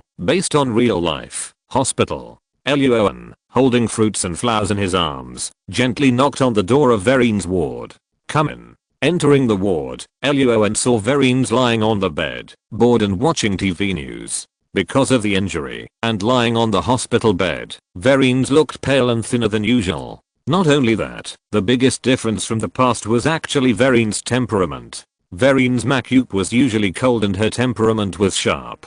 At first glance, she gave people the feeling that she was a strong woman who was not easy to mess with. Vereen's was buried in the quilt at this time, with a few thin strands of hair sticking to her forehead, a pale face, and a slightly wrinkled brow due to the pain of the wound, which instantly gave Luo An a strange sense of broken beauty. Shaking his head, and putting away the messy thoughts in his mind, Luo An walked to the bed with a smile and said, "Good evening, sir. Sit down." Seeing the fruits and flowers brought by Luo An, Vereen's felt a little happy in her heart, but also a little helpless. Her biggest wound was in her abdomen, and she could not eat food in the near future, and could only drink a little water at most. After putting the flowers into the vase beside him, Luo An first helped Vereen's fill her water cup, then tilted his head, and started chatting with her. The two didn't talk much, and most of it was about the case. There was no way. Luo An only knew that Verines was alone, had no boyfriend, and her daily life was just a straight line between her house and work. He didn't know if she had any relatives or friends, let alone met them. Apart from the case, Luo An really didn't know what to talk about with Verines. But Verines was very happy about it. Compared with the trivial gossip and life, she liked the case and work more. When chatting, most of the time it was Luo An who narrated. Verines listened and occasionally asked one or two short questions. Hearing some exciting parts of the case, Verines' slightly pale face slowly showed a smile, and the look she gave Luo An also had some inexplicable meaning. After a while, Luo An saw that Verines' spirit had become a little sluggish than when he first came, so he immediately changed the subject and asked with a smile, "Sir, you said before that you had something to talk to me about. What is it?" Verines' smile paused, and then she cast her eyes on the cabinet beside her and said in a calm voice, "There is a business card there. This is given to you by a senior officer from Washington. Put it away. If you encounter a problem that you can't solve in the future, call this number and the other party may provide you with some help." Seeing the phone number on the business card in the separate surname Clement, Luo An immediately raised his eyebrows. He remembered Verines' surname, which seemed to be Clement. After the explosion, Mr. Clement in Washington received the news immediately. After learning that Verines was not in danger of life, Clement breathed a sigh of relief and then immediately asked his secretary to bring the details of the case to his desk. However, before Clement could check it, the president in the White House called him over for some things. Helplessly, Clement had to put this aside and go to meet the president. The president's affairs involved multiple departments with complicated interests and complicated specific contents. When Mr. Clement finally returned to his office, the case was already over. Seeing the case investigation process written in the report sent by the secretary, as well as Roan Greenwood's name, Clement, who was sitting in the chair, was shocked and had an extremely complicated expression. He opened his mouth several times and didn't know what to say. In the end, he only uttered one word, "Fouquet." After a long silence, Clement signaled his secretary to go to Verines' ward. While visiting Verines, he also gave Roan his business card. The strange phone number just now was a call that Verines made with the secretary's mobile phone. After putting away the business card and chatting with Verines for a while, Roan took the initiative to leave the ward. The next day, after Roan talked to Augustus, he did not go to work directly, but went to the banks that were robbed first. The security consultant's money is not taken for nothing. Chapter 147, The Case of a Male Corpse in the Park River. Seeing Luo An walk out of the Chevrolet, Henry, the lobby manager of the first bank to be robbed, immediately smiled and stretched out his hand to greet him. "Good morning, Mr. Agent. Just call me Luo An." After the two exchanged pleasantries, Henry took Luo An into the bank and showed them the newly installed monitoring and security facilities. After all the demonstrations were completed, Henry smiled and asked, "Agent Luo An, do you have any suggestions for the construction of these new security facilities in our bank?" Luo An heard this, tilted his head and thought for a while, and replied, "From a security perspective, these devices do seem to be well protected." Henry saw this and was about to smile, but Luo An immediately said, "But you overlooked a problem, that is, the other party is a bank robber. Those people are generally wild, and they always rob in ways you can't imagine." Henry's face froze, but he also knew that Luo An's words did make sense, so he hurriedly asked, "Then Agent Luo An, do you have any suggestions?" "Of course." Luo An nodded and took Henry to the bank lobby. Just when Henry was puzzled, Roan grinned and took out two black hoods at lightning speed, put them on his and Henry's heads, and then shouted, "Don't move. Robbery." Henry. Bank employees. A few hours later, in the office area of the 5th Investigation Team. "Dear detectives, gentlemen, and ladies." Augustus pushed open the door with a big belly, holding a folder and shouting, "We got a new case today. At 5 o'clock this morning, a college student who was jogging in the morning found a body in the river in the park. The body was shot on the side of the head. Because of the river in the park, the trace examination department did not find any witnesses or related videos. The only clue found was that the victim's car was parked not far from the park, and the victim's computer was found in the car. Taking the information in the folder, Roan frowned and asked in confusion, a male body appeared in the river in the park. Why was this case sent to us? Ordinary homicide cases can be handled by the NYPD. Because the address of this park belongs to federal land. Mona and Lassie looked at each other, and Lassie stretched out her hand and pointed to the location of the crime in the file. According to Article 18 of the law, cases occurring on federal land are under the jurisdiction of the federal government. Okay. Roan nodded, and William next to him saw this, and after getting Augustus's permission, he loudly introduced the details of the case. The victim's name is Brentus, 42 years old, a wealthy bank investor who works for a high-end company on Wall Street.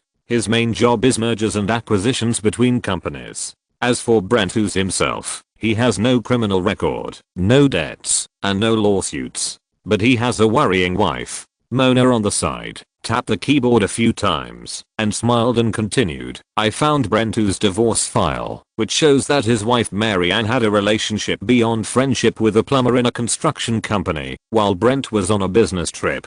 Wow, what a sad story. After hearing Mona's description, Augustus sighed casually, and Roan raised his eyebrows. Plumber? Are you sure? Humph. After glaring at Roan, Mona continued to read. Over the past year, Brentus and Mary Ann have been arguing over child support. Reed on the side became interested and asked in a low voice, do you know the details of the dispute between the two parties? Mona nodded and quickly brought out the demands of both parties. Of course, Mary Ann requires the man to pay $500,000 in alimony every month. $500,000? Everyone took a breath of cold air when they heard this. Roan was also very emotional. After thinking for a moment, he continued to ask, now Mary Ann can take all the money from Brentus. By the way, is she still with the plumber now? Yes. Mona nodded, pointing to the information in the computer and said, a month ago, the plumber just moved into Mary Ann's house and lived with her. Hearing this, Roan, Augustus, Reed, William and other men present all shook their heads. Even thinking about it in sleep made me feel bad for Brentus. Throwing the information in his hand aside, Roan asked directly, what's the name of this plumber? Mona tapped on the keyboard with her 10 fingers and quickly called up a photo and related information of middle-aged white man, Millard Thompson, 36 years old this year. According to the company's information, he started door-to-door service when Brentus and Mary Ann just moved to that community. This guy's skills must be good.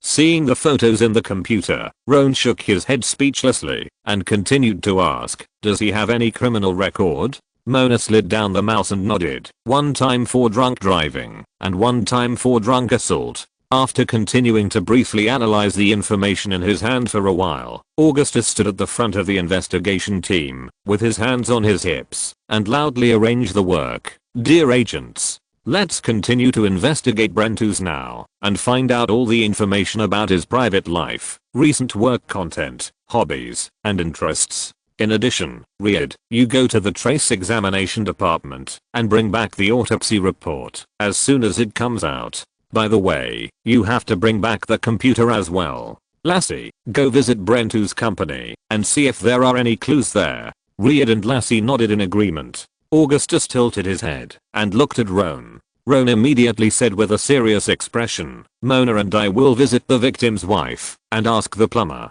Good. Augustus nodded with satisfaction. Roan and Mona looked at each other and immediately stood up and walked into the equipment warehouse. The black SUV sped on the road in New York. Mona sat in the passenger seat, typing away on the keyboard to check Miriam's financial situation and casually asked, Roan, I heard that you went to the banks that were robbed yesterday and upgraded their security technology. Can you tell me what adjustments you made? Roan raised his eyebrows, turned the steering wheel, drove the SUV onto another road, and replied, I broke the old ideological barriers of bank managers, helped them break through the ideological barriers, realized the withdrawal of bank robbery crime theory, and made perfect use of the action dividends of the previous robbers. I occupied the commanding heights and iterated the products of security protection facilities and realized the dimensionality reduction strike in the ecological niche. Mona, O_OCing. that Roan was talking more and more, as if he had no intention of stopping. Mona, who was confused, hurriedly shouted loudly, "Stop!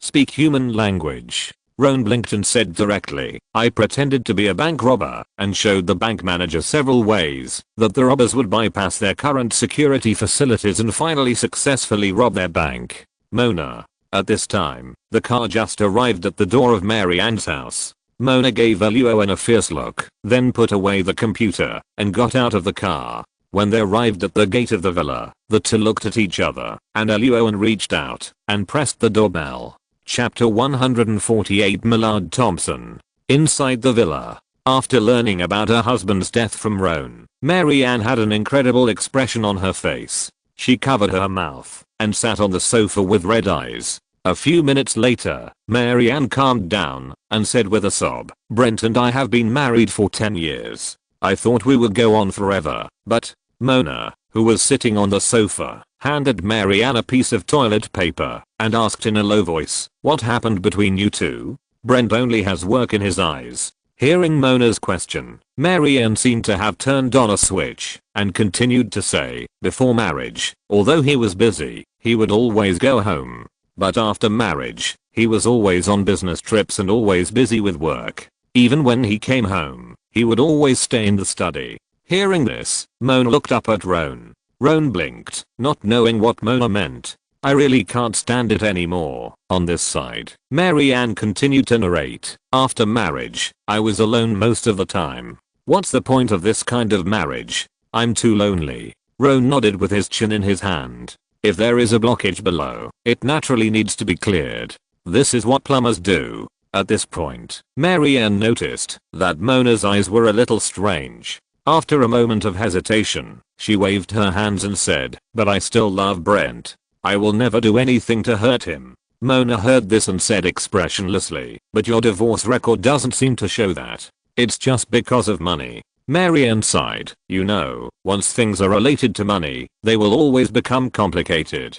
At this time, Luo An received a text message from Reid. "The autopsy report from the trace examination department has come out. Brent who's died around 11:30 last night. The cause of death was a gunshot wound to the head. The bullet was a 9mm bullet." After pressing a button to reply with a received and thank you, Roan put away his phone, turned his gaze to Mary Ann, and asked in a deep voice, "Excuse me, where were you around 11:30 last night?" "What do you mean?" Hearing Roan's words, Mary Ann was stunned at first, and then her face turned red instantly, and she shouted, "I told you. I won't hurt Brent. This is just a routine inquiry." Roan pretended not to see Mary Ann's hysteria and still said expressionlessly, "Between a husband and wife, if one party dies, the other party will always be a major suspicion. I'm asking you now mainly to eliminate your suspicion. Please calm down and answer my questions well." Hearing Roan's words, Mary Ann snorted coldly. After taking a sip of the water on the table, Mary Ann replied coldly, "I was at an art exhibition in Manhattan last night. There are surveillance cameras there. If you suspect me, you can go there to investigate." "Okay." Roan recorded the address of the art exhibition hall in a small notebook with a blank expression, and continued to ask, "Where is Millard Thompson? Was he with you last night?" "No." Hearing Roan mention Millard's name, Mary Ann's eyes flashed a glimmer, and then shook her head, indicating that Millard never liked these things. But then she explained eagerly, "It's impossible that Millard did this. Although they have a bad relationship, Millard is a good person. He won't do such a thing as murder." Roan, who had been observing Mary Ann's expression, raised his eyebrows, and then pretended not to see anything, and did not comment on Mary Ann's words. After making a few random marks on the notebook, he asked again, "Do you know where Millard was last night?" "He went out drinking with his friends last night." Seeing that Roan pointed the finger at Millard Thompson again, Mary Ann took out her phone angrily. "I'll call Millard back now. You can ask him. He is definitely not the murderer of Brent." Seeing the other party's actions, Mona's mouth twitched slightly, and Roan's eyebrows twitched. Mary Ann did this. Either she really believed that Millard was not the murderer, or... Mona looked up at Roan, and Roan also gave her a look. Both of them calmly prepared their pistols. 10 minutes later, a brand new red car drove to the gate of the villa. Seeing the car through the window of the villa, Mary Ann smiled. Millard is back. Okay. Roan and Mona nodded, but before they could say anything, the owner of the red car saw the black SUV parked outside the villa, and the car that was about to stop suddenly accelerated and rushed away. Fouquet. Seeing this scene, Mona immediately cursed, and just as she was about to rush out of the villa and run to the SUV, Roan suddenly reached out and grabbed her. Mona was full of confusion, and Roan leaned close to her ear and whispered quickly, "Watch out for Mary Ann." After that, Roan quickly ran into the SUV and stepped on the accelerator to catch up.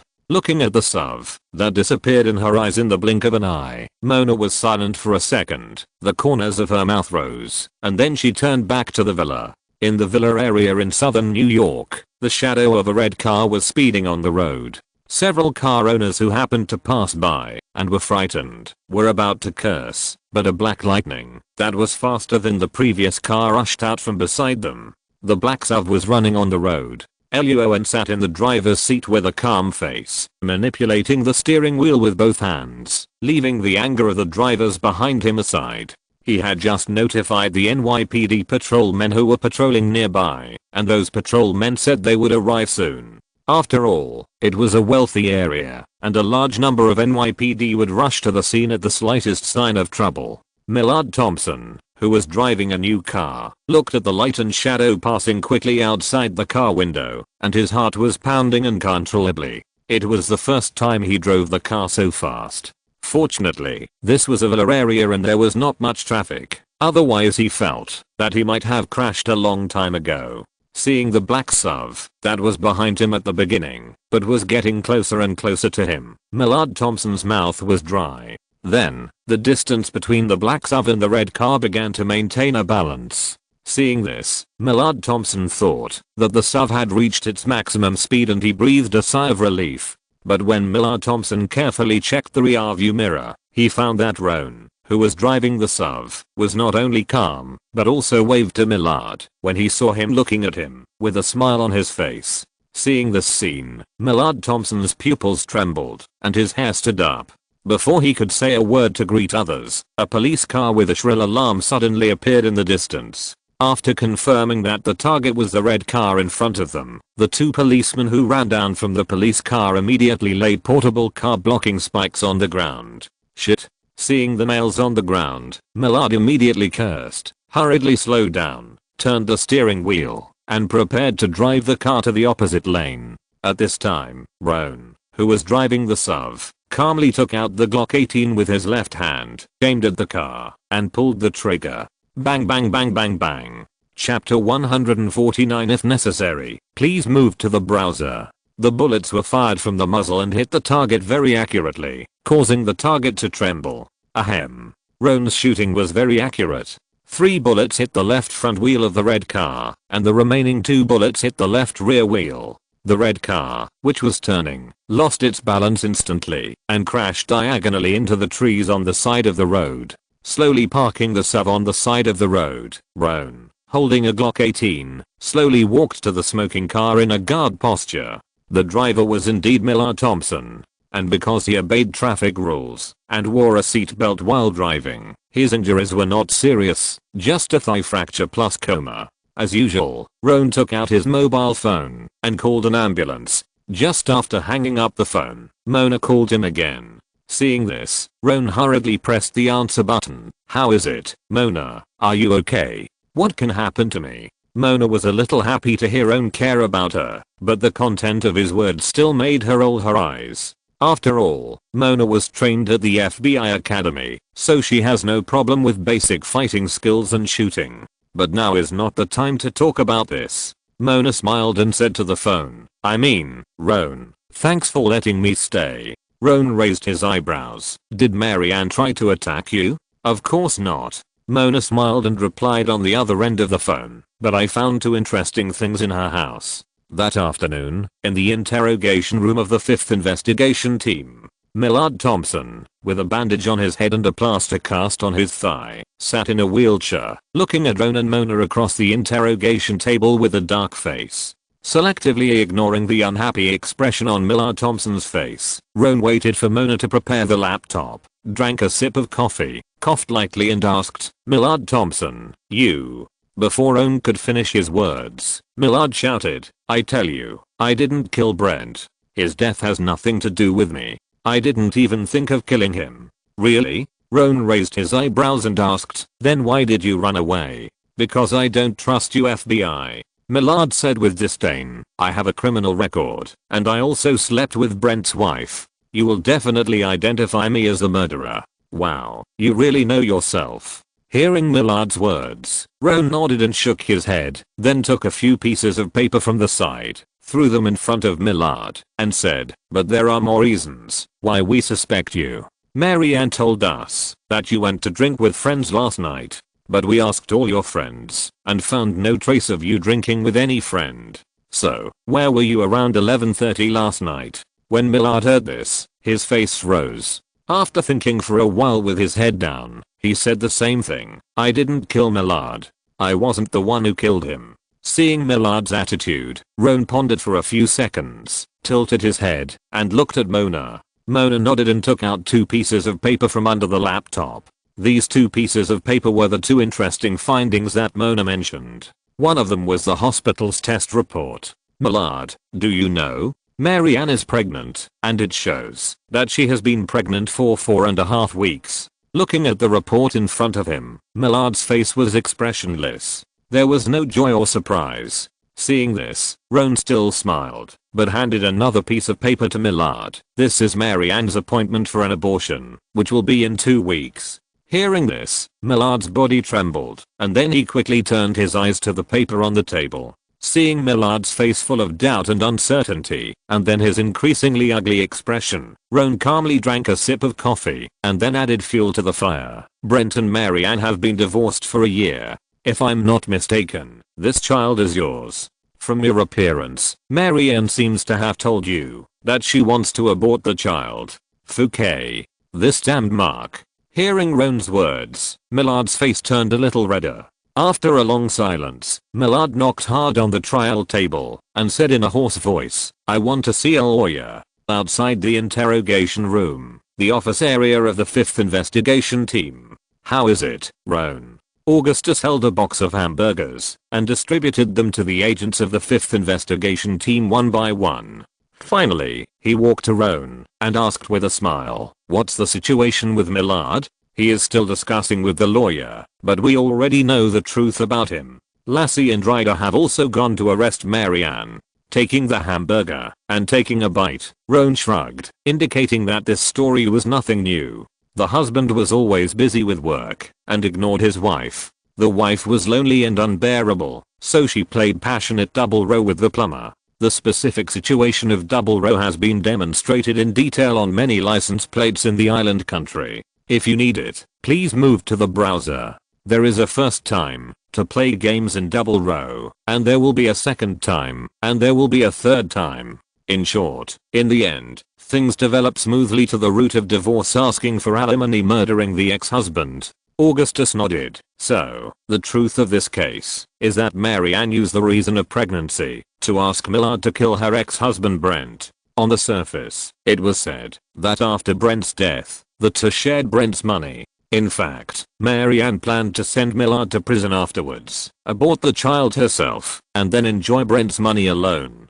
At this point, Augustus's expression was very complicated, and I don't know what he thought of. Hearing Augustus' words, Roan swallowed the hamburger in his mouth, shrugged and said, "Under normal circumstances, this case did develop like this. But things don't always develop according to people's plans, so there were some small accidents in the specific process of the case." Augustus was stunned when he heard this, and after thinking for a few seconds, he tilted his head and asked, "Could it be that when Millard went to kill Brent, something went wrong? For example, when Millard went there, Brent was already dead." "That's right." Roan nodded, indicating that the situation was similar to what Augustus thought. The place agreed by Millard and Brent was indeed the park where the crime scene occurred.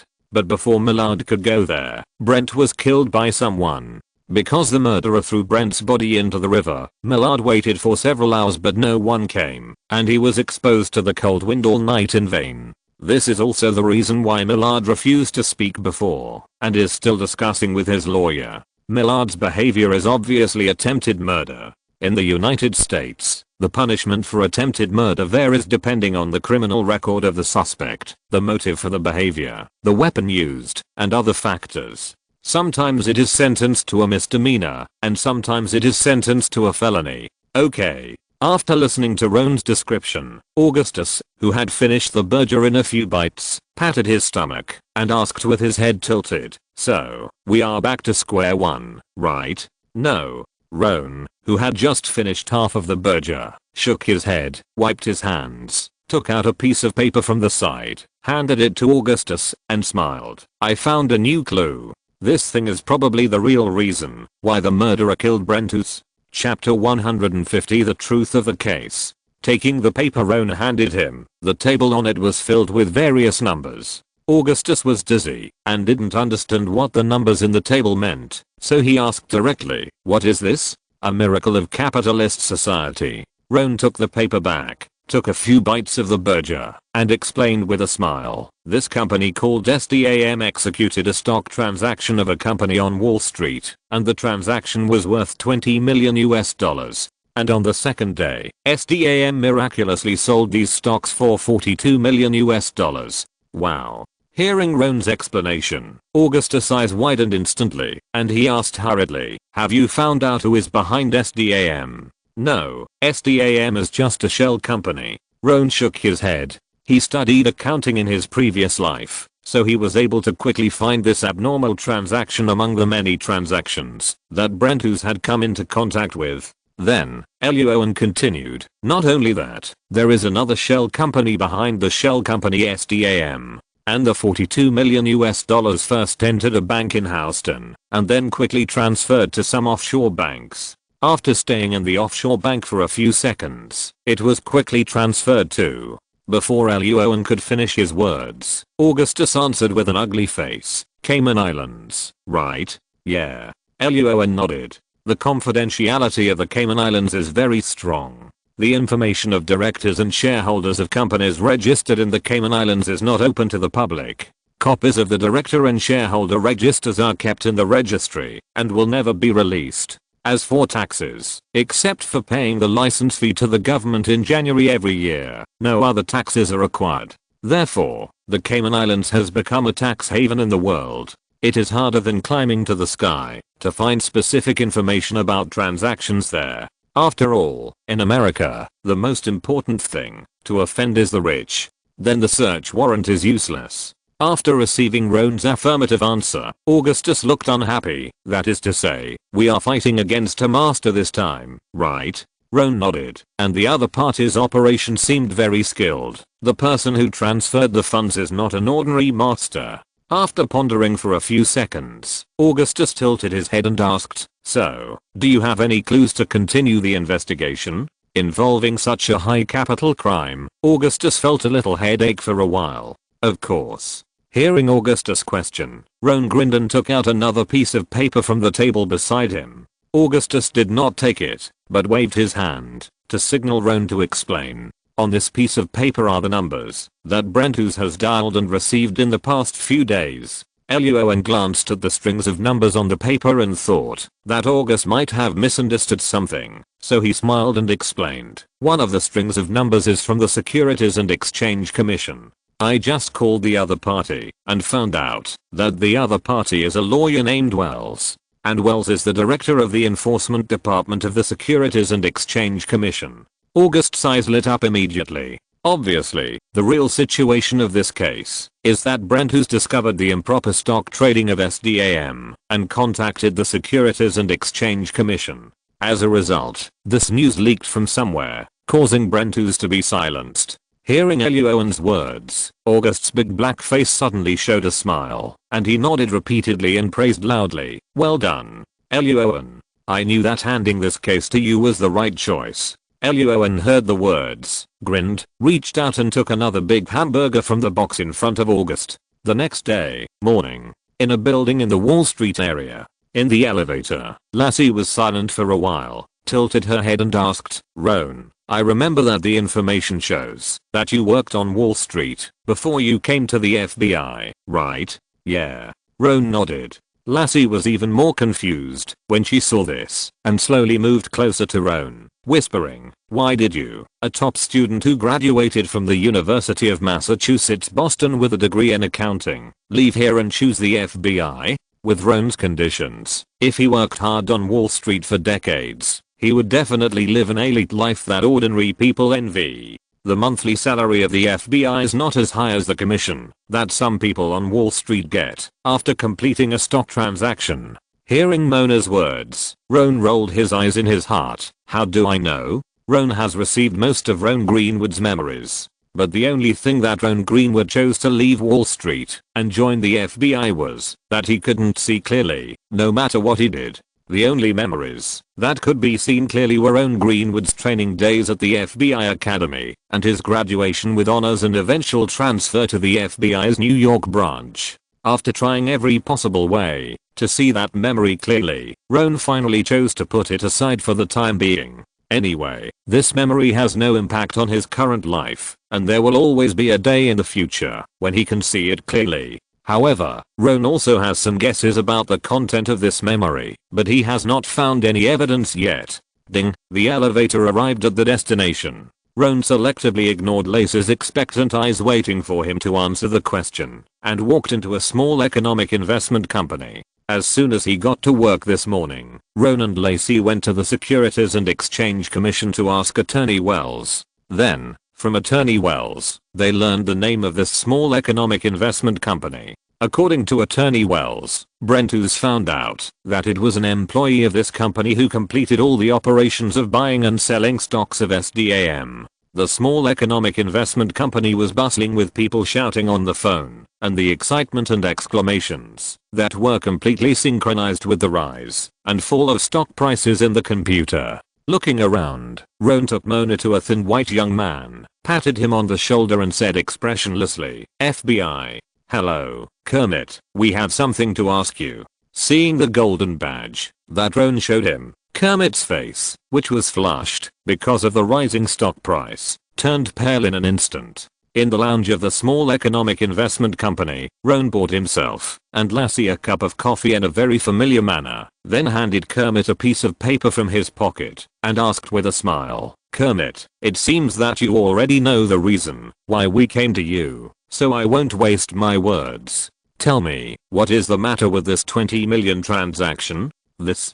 Holding the data on the paper in his hand, Kermit pondered for a moment, and finally exhaled with an ugly face, looked up at Roan, and explained, "I swear, I really don't know. The whole process of this transaction was contacted by bank accounts and telephones." Lassie frowned when she heard this. "Who did you call?" "I don't know." Kermit shook his head again and again. "I only know that there was a woman on the other end of the phone." End of this chapter. Thank you very much for reaching the end. Don't forget to like. Looking for more exclusive content and immediate access? Subscribe to our Patreon. Remember, every like, subscription, or donation encourages us to continue. Thanks to everyone. See you in the next video.